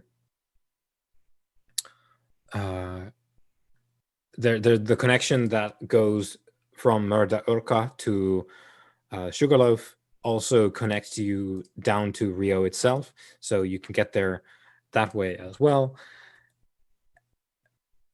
We find you there in this sort of like terrace area of sun chairs. There's some tables laid out. People are having drinks outside. Let me get the description here. Okay, so you see a banner outside there in the gentle breeze announcing the ISP, which is the church, their ceremony. It takes place in a small amphitheater in the facilities at the top of Morra da Urca, and people are sort of milling about outside, and it does seem like there's not a lot of the favela dwellers here, as you kind of were made aware before. It's more of the affluent segment of the population now that attend here. And it is most definitely not sold out. So there's not the throng of people that maybe would be here otherwise, but it's a sizable amount of people, but there's still like empty seats as we will go on. So good. Let's see, going through I'll share. Yeah, the picture here is of the park at the top, and usually it's bustling with tourists. And tonight, yeah, there's still some crowd there, but it's a little bit more thin than usual. There's mostly the people who hang around who aren't coming for the ceremony. They have a meal at the restaurants up there, or they pass through the cable car station and go to Sugarloaf. Let's see. However, because there is the event itself, you do notice a bunch of people there holding crosses. They're muttering whatever prayers they have in mind to themselves. And you can hear people chitter on about how they're excited to see the little saint, Doras Jimenez. And when the appointed hour comes, the amphitheater doors open and you are admitted in by attendees to the event. You note there's security guards out there as well, providing security for the event. They check your tickets as you go in. That's all good. Checks out. You're guided in to your seats, much as you were before. And yeah, there's a lot of empty seats here. And that's something probably that Ib Sheta comments on. It was like, oh, well, they've done a poor job. Usually you can rustle up a sizable crowd for this kind of thing. They do enjoy their religious ceremonies in Rio quite a bit, he says. To himself, if you won't take the bait, he will just muse himself. Eventually, the event does start. Now, there's the amphitheater. There's always, of course, the sort of presentation area at the middle of the sort of half circle seating area. And it starts with some fairly kitschy, like, sort of choir music going on to invoke the sense of heaven one supposes.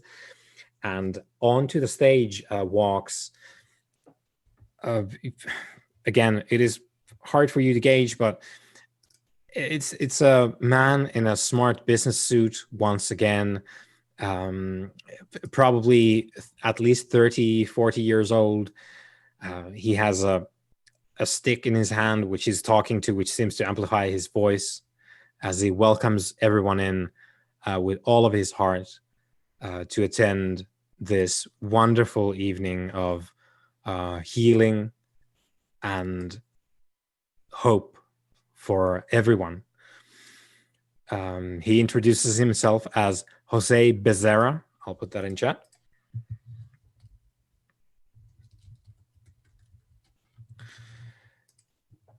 And he regales the audience with a tale of when he first met the little saint.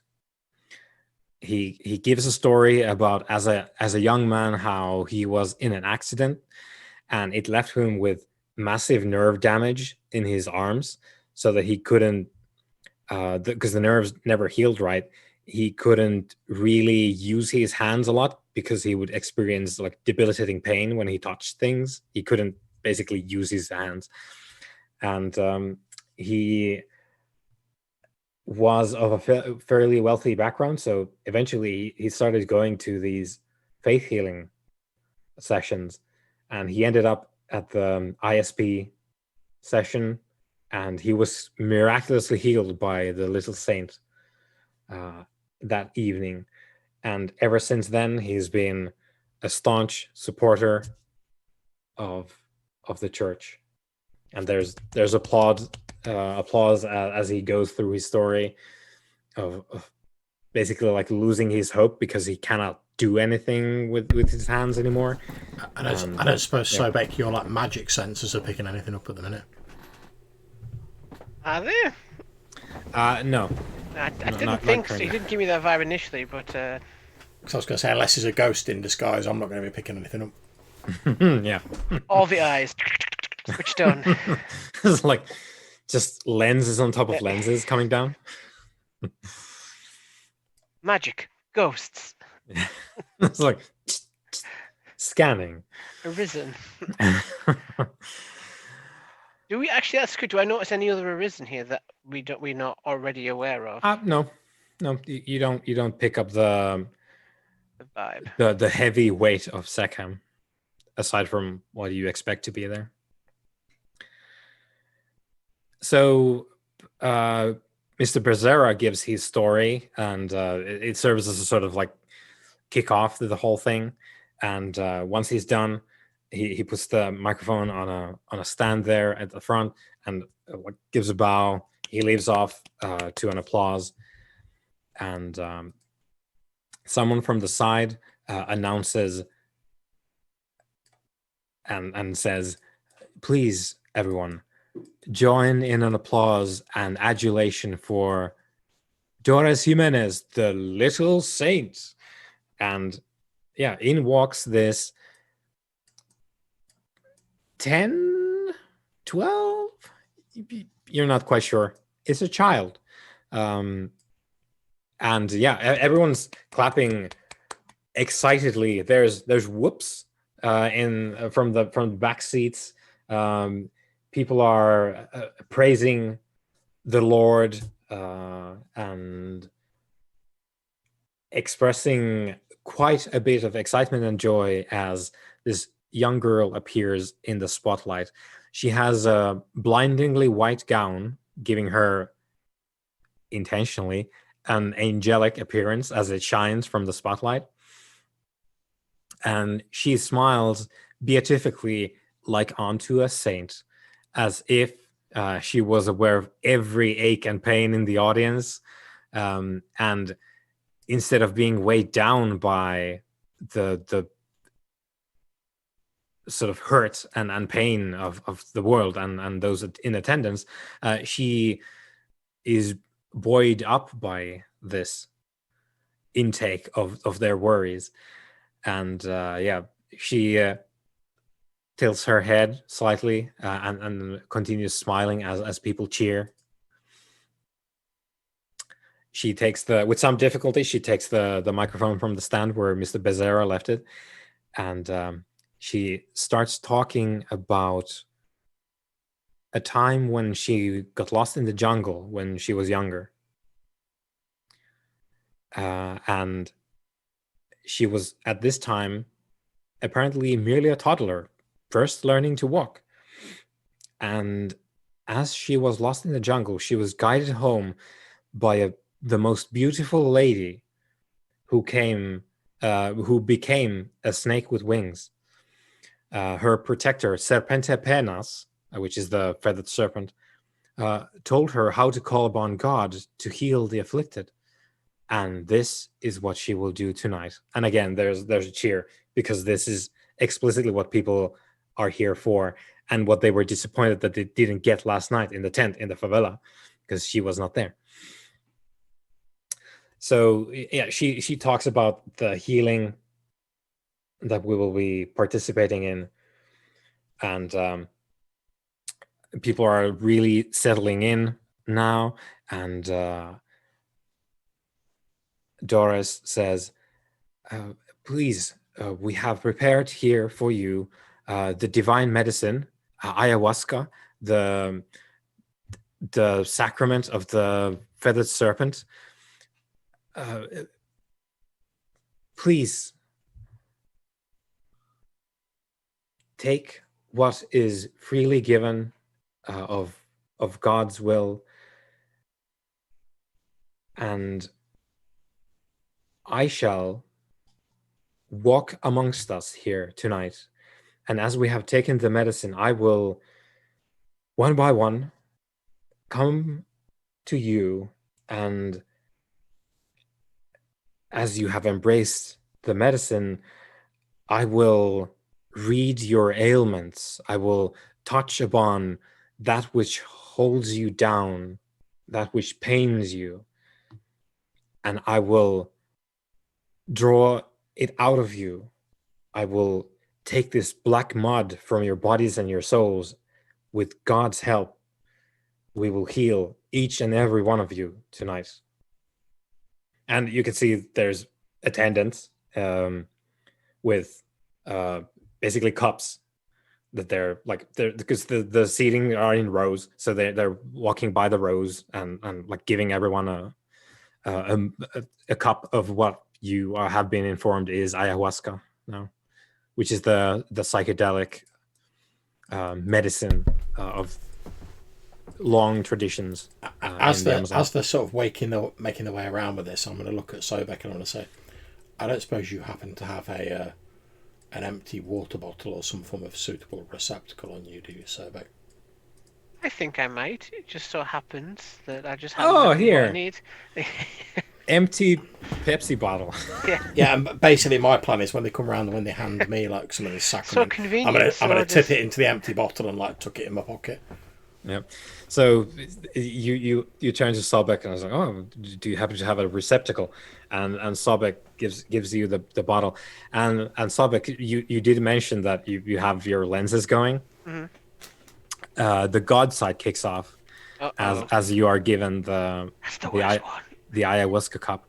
So the God side is, as we know, not sort of explicit and literal. It's more impression than anything else. So as you are given the cup and you look at the medicine inside, you are given images and sense, so sensory perceptions of visual and olfactory type of a steamy jungle, and your intuition says that the brew that you're holding in your hand now is a portal or some kind of gateway to a different state of reality.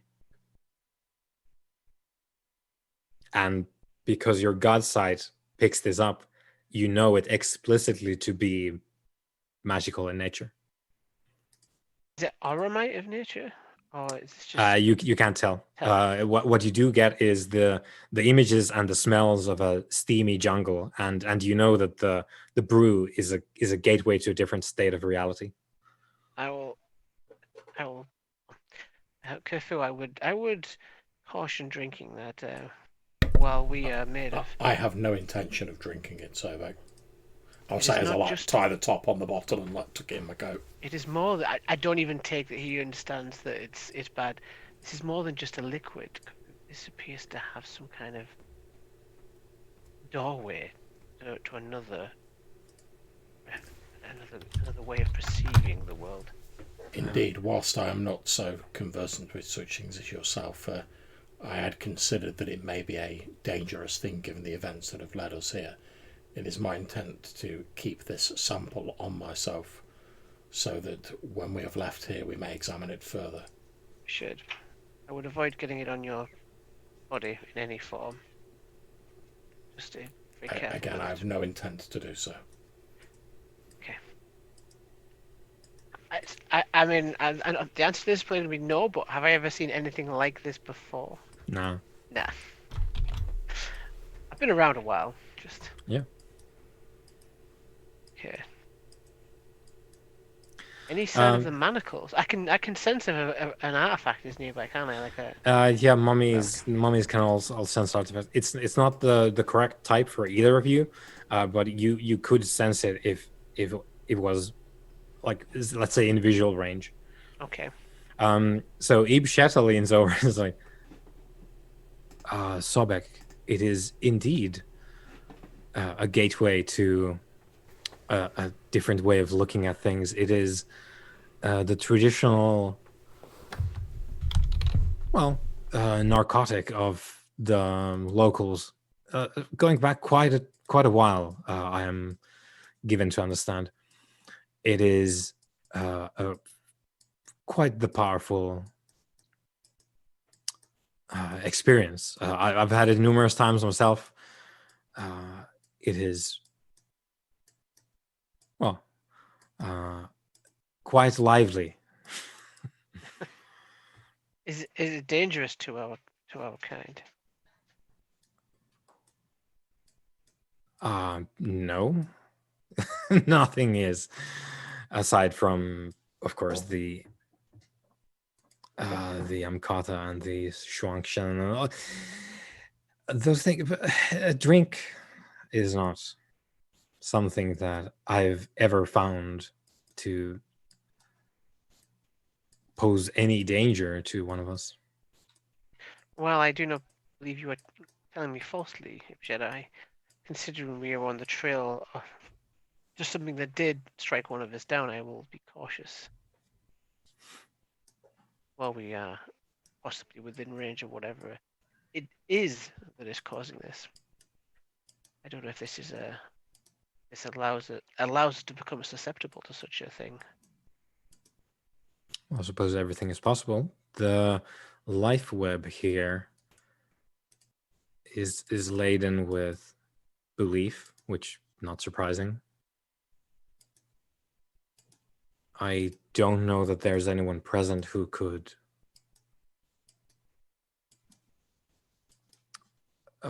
work any sort of intentional effect, so to speak. This is all show, for the most part, from all my years in Rio. It's usually not the ones with the expensive restaurants where and he smiles quite wickedly, where the magic happens. You speak true. But what we're looking for may just be below the surface of this event. Well, one way to find out, Yeah. is it not? Indeed. He holds up his mug as if to, like, cheers with you. I will hold up mine, but I'm not drinking it. Not with all these god sites going on. Mm-hmm. Yeah. Well, he takes a drink from his. He's like, they. It's as bitter as I remember it being. And he sort of settles into his seat. They're quite comfortable here because it's an actual like place where events are held instead of the plastic chairs in the favela. He settles into his chair and is like, All right. So everyone's getting high here. oh yes, Yeah. everyone is digging into their cup. I'm gonna. Did we ever see that guy's daughter? I don't think we did we? No, the daughter. That was one of the things that caused disappointment because Gustavo started his favela ceremony saying, unfortunately, Doris couldn't be here because she's preparing for this. So she's here somewhere. Yeah, she was the girl. Go. She's the girl who's going to heal everyone, draw out everyone's black mud, i.e., all the bad things in their lives, once everyone's taken the ayahuasca. Well, if nothing else, brother, our conversation with the child should be interesting. Indeed. I hope that she is forthcoming in information. Well, I believe, as she said, her intent is to heal us. I do not think that is possible in our case. However, I found I'm sure you're quite right. However, I did find her talk of drawing the black mud out of people sounded far too reminiscent of the black serpent creatures emerging from Aphemedes for my taste. Now you mention it, there is a correlation there, isn't there not? It may be simple coincidence, but I'm not getting anything from her, no vibe. No. No indication, no nothing. No. She's an immortal child. Well, from her story, the power comes not from her. She believes she is calling on God to heal these people. I suspect she is actually calling on this feathered serpent that she spoke of in her story. I really hope this is not the Red Sparrow. That would complicate things. However, if it is, we will have our answer. That is also true. Okay, so the minders come by you as well. We already know what Khufu's doing. Sobek, you have your cup. Yeah, I'm not gonna drink it. Chug. I'm amused that we brought Ibsheta and he's just sat there and getting high. Yeah. I mean, he is. I'm quite bemused that we've ended up with Ibsheta on the board here because he's a piece of work. That guy. You'll note, Sobek, that Khufu does not seem surprised at all when Ibsheta just like chugs this like narcotic, having like met him previously. I'm just like, yeah, Checks out. That's pretty much what I imagine he'd do. That's exactly what he would do. Well, to be honest, why do you think I wanted him along? I'm like, if anyone's just going to throw themselves into some like ridiculous ceremony, it's going to be him. He's our patsy. He's our guy that gets the info.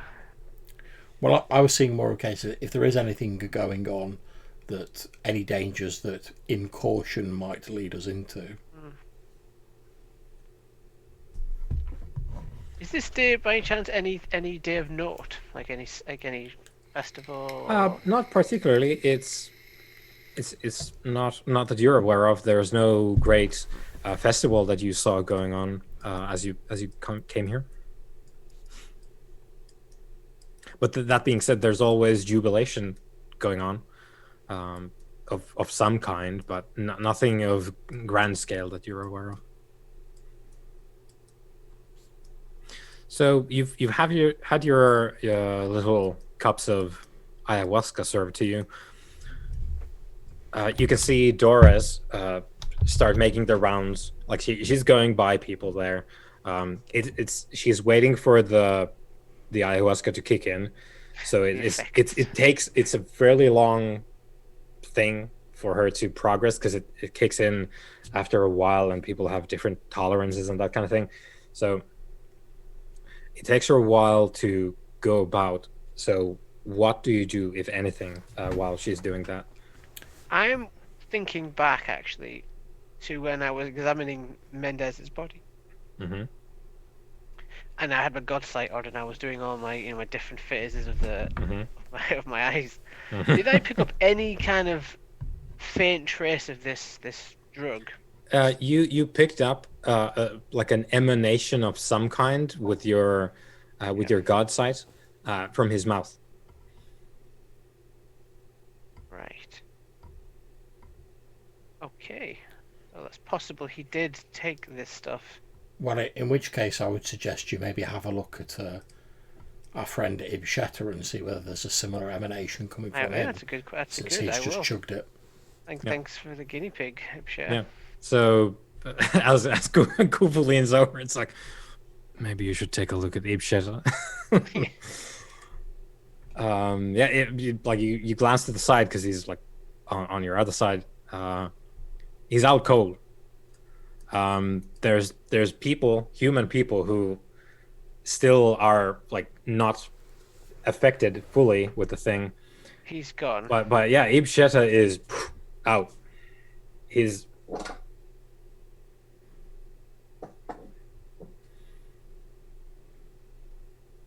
Okay, I'm going to examine him just briefly to see if there's any marks appeared on him. you mean like the bite marks? Yeah. No. Okay. Does he have any emanation coming from his mouth in a similar style? Well, yeah, he would, because he drank the thing that emanates anyway. So he would have the ayahuasca glow anyway in his mouth. Yeah, if it would appear that it is similar, a little stronger here, actually. Of course. This serpent thing mentioned as the representative, the bite mark on Mendez did have a serpent-like look of it, didn't it? Yes. But there's nothing untoward here really going on. There's no profanity of the divine. There's no mage here that I can tell. Even this ceremony is mostly what did Ibsheta say? Bullshit. not in so many words, but yes, that's what he meant. I suggest we wait to see what happens when the little saint attempts to heal somebody. Okay. I believe that may be when the magic happens. What if she decides to use our friend here as her patient zero? He's out cold. Then that will be unfortunate for him. And then shortly afterwards it will be unfortunate for her. This is true. So your plan is to wait for her to get to you, or to heal someone? Yeah, basically, whenever she gets to like the first person who's like tripping on this sacrament, because what I'm thinking is that she doesn't have any power, but she's been given like a ritual or something like that where she can call on whatever does have the power, and I'm basically thinking that's the reason why Sobek's godsight hasn't kicked off, because like that entity isn't actually here yet. So I'm hoping when she's like, I call upon the powers to heal this person, that it's like godsight will be like, yeah, all the alarms go off. Yeah. Yep. Then we can see what we're dealing with a little bit. Okay. Good. Let me.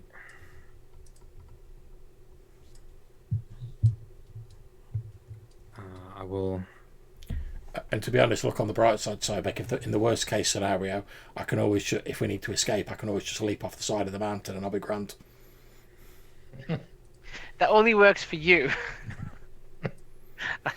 I have to get down the old-fashioned way, or I'll see you in a couple of 100 years.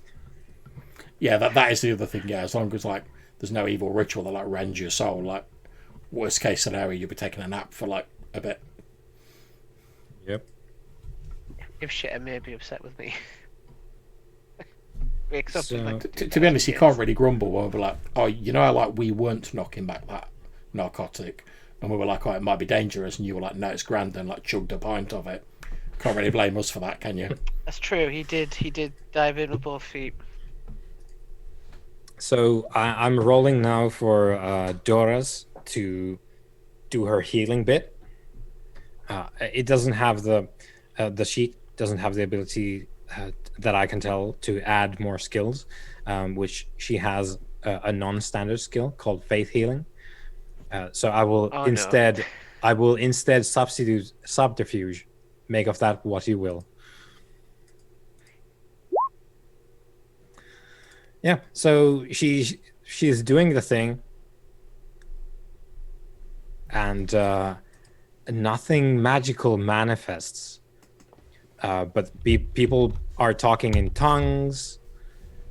They're praising God in slurred voices because they're starting to get really into the psychedelic.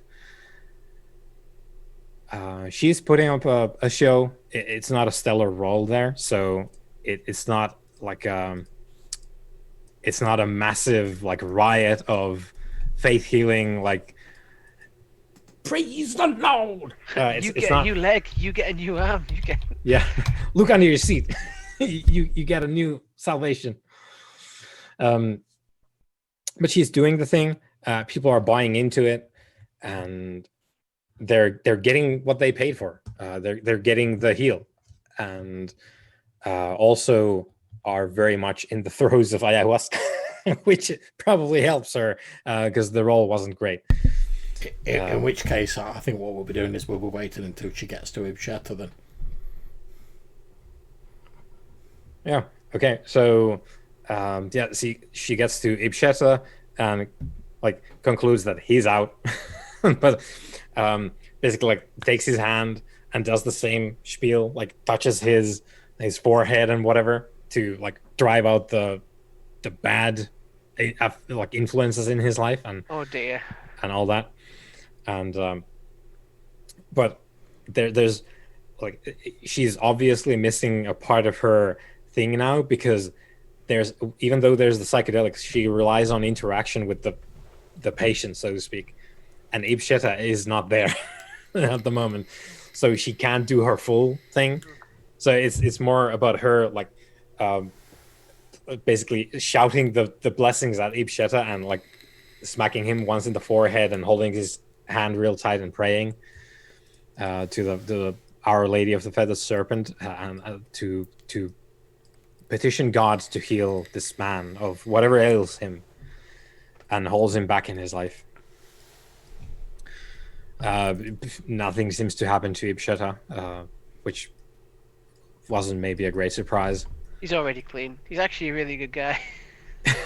Yeah, there's nothing holding him back. I'll tell you, like, clean's definitely not the word I would use for Ibsheta. And none of my senses are giving me anything. No, they didn't kick off, no.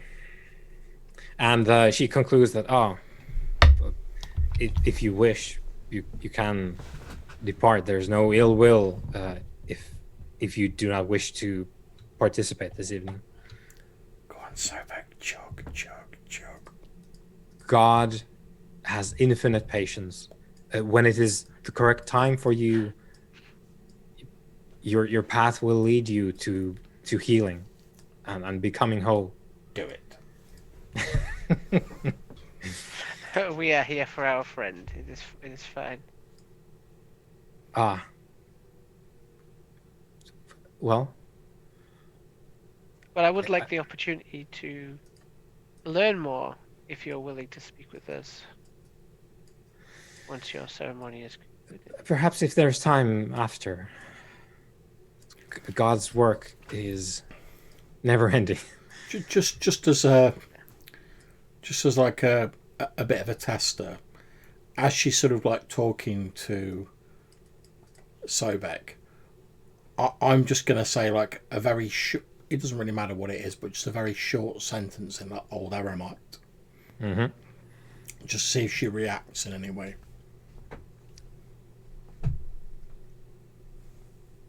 I think she just like jumps to a conclusion and just goes like, "Bless you as well." Your sentence need not have anything to do with blessings. You might have said like, "Yesterday's noodles are like 5 shells," and she will say, "Oh, blessings." What I'll have probably done is I'll have probably mentioned something about her father dying. Because then I'm like, if she doesn't understand me, she probably won't be able to hide the reaction. But if she's just like, "Oh, I bless you as well," I'm like, yeah, she blatantly doesn't understand me. Yep. Does she appear to be like she believes her own convictions? That she believes she is an instrument? Now we're getting into the rolling part. Yeah. So wits and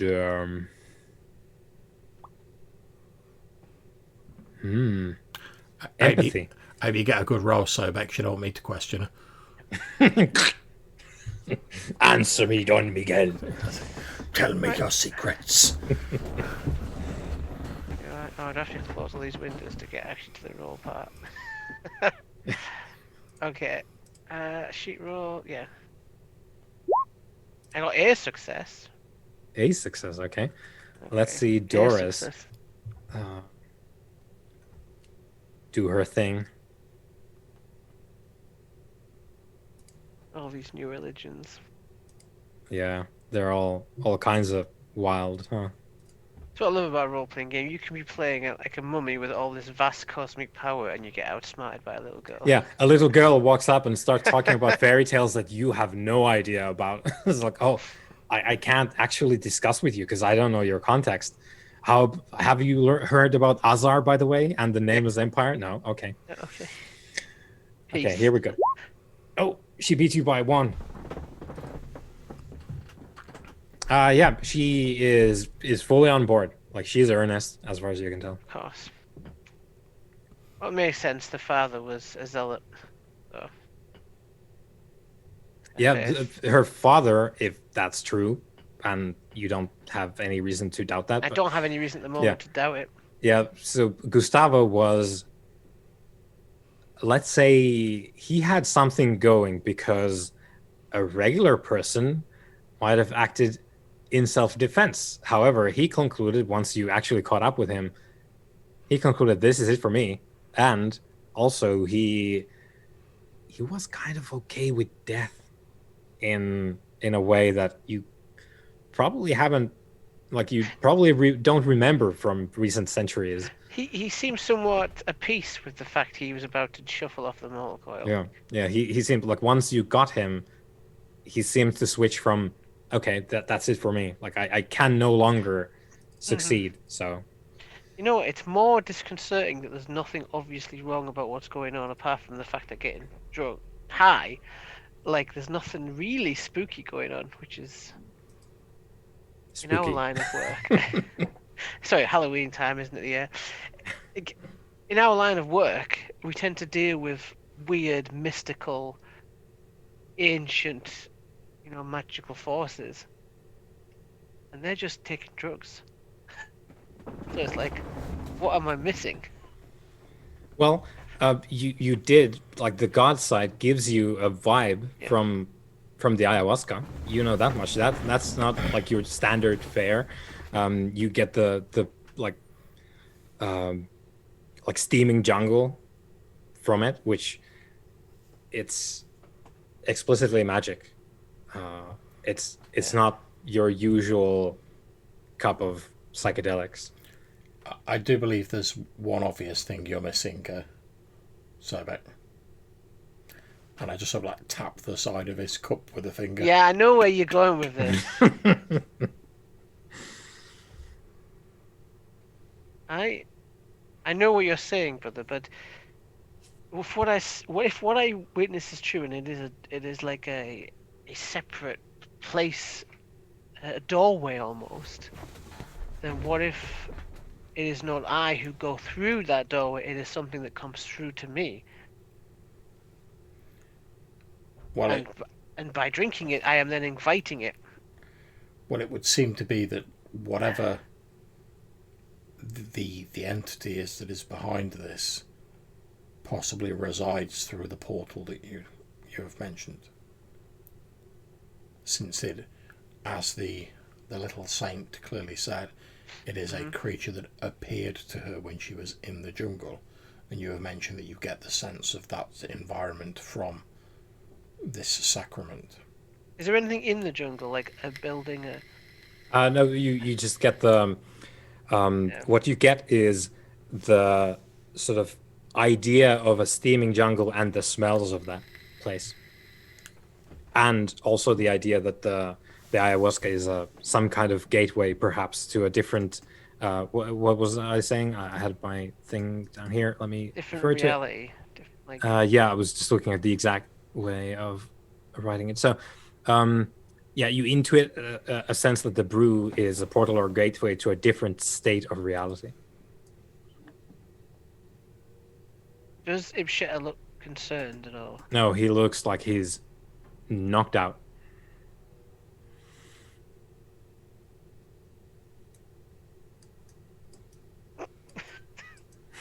It's like walking into a trap.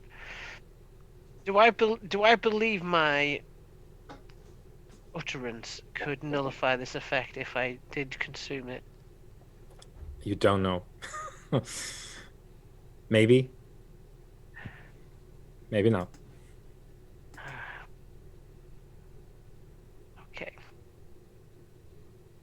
Well then.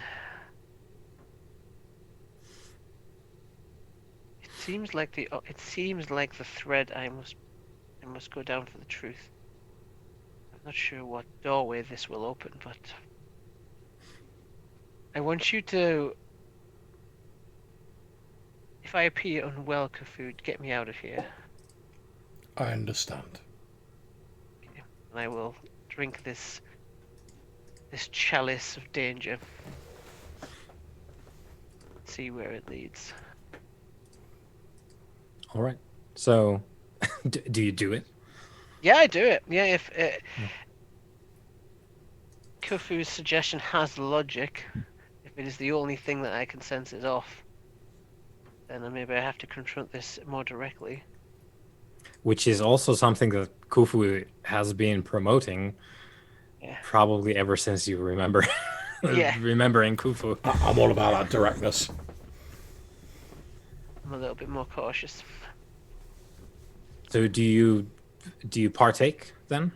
I drink it, yeah, give it This a moment. shot. Okay, so you taste the sacrament, and it's to a background of Dorez putting the healing on someone else, and Khufu watching over you and Ibsheta, who is just laying motionless in his seat. So everything's fine. Everything's fine. Oh yeah, no. nothing at all happens. Would you imagine? And you win. The game ends. Credits roll. Yeah. The ayahuasca brew is bitter, foul tasting. Its effects hit you immediately, much like you saw it hit Ibsheta. You feel the world spinning, gravity gone, topsy-turvy, and then you're standing in a steaming jungle. The sounds of birds and screeching monkeys surround you, although these creatures remain out of sight deep within the labyrinth of trees. It was night, in at the top of Morada Urca. However, here, faint sunlight streams down through the upper canopy. You feel insubstantial, and you know that somehow your body, fully visible as you look at your hand, is not your real body, but a mental or maybe a spiritual shadow of your Sahu. Yeah. Your earthly frame, as we know, from Khufu's angle. Yeah. Oh, wait, where is it? Oh, here we go. Yeah, your mortal frame still exists in the amphitheater, but your mind is here in the midst of a primordial jungle. And that's where we're going to end it. Yeah, I with- thought this is what was Nice. going to happen. I was like, oh, I've just walked into the belly of the beast here. Yeah. Okay, yeah, that's it for session 6. It went a little bit long, but we got there in the end. Excellent. Thank you very much for running it. Very much Thank you enjoyed very it. thanks for much, playing. Okay, I shall stop the stream here.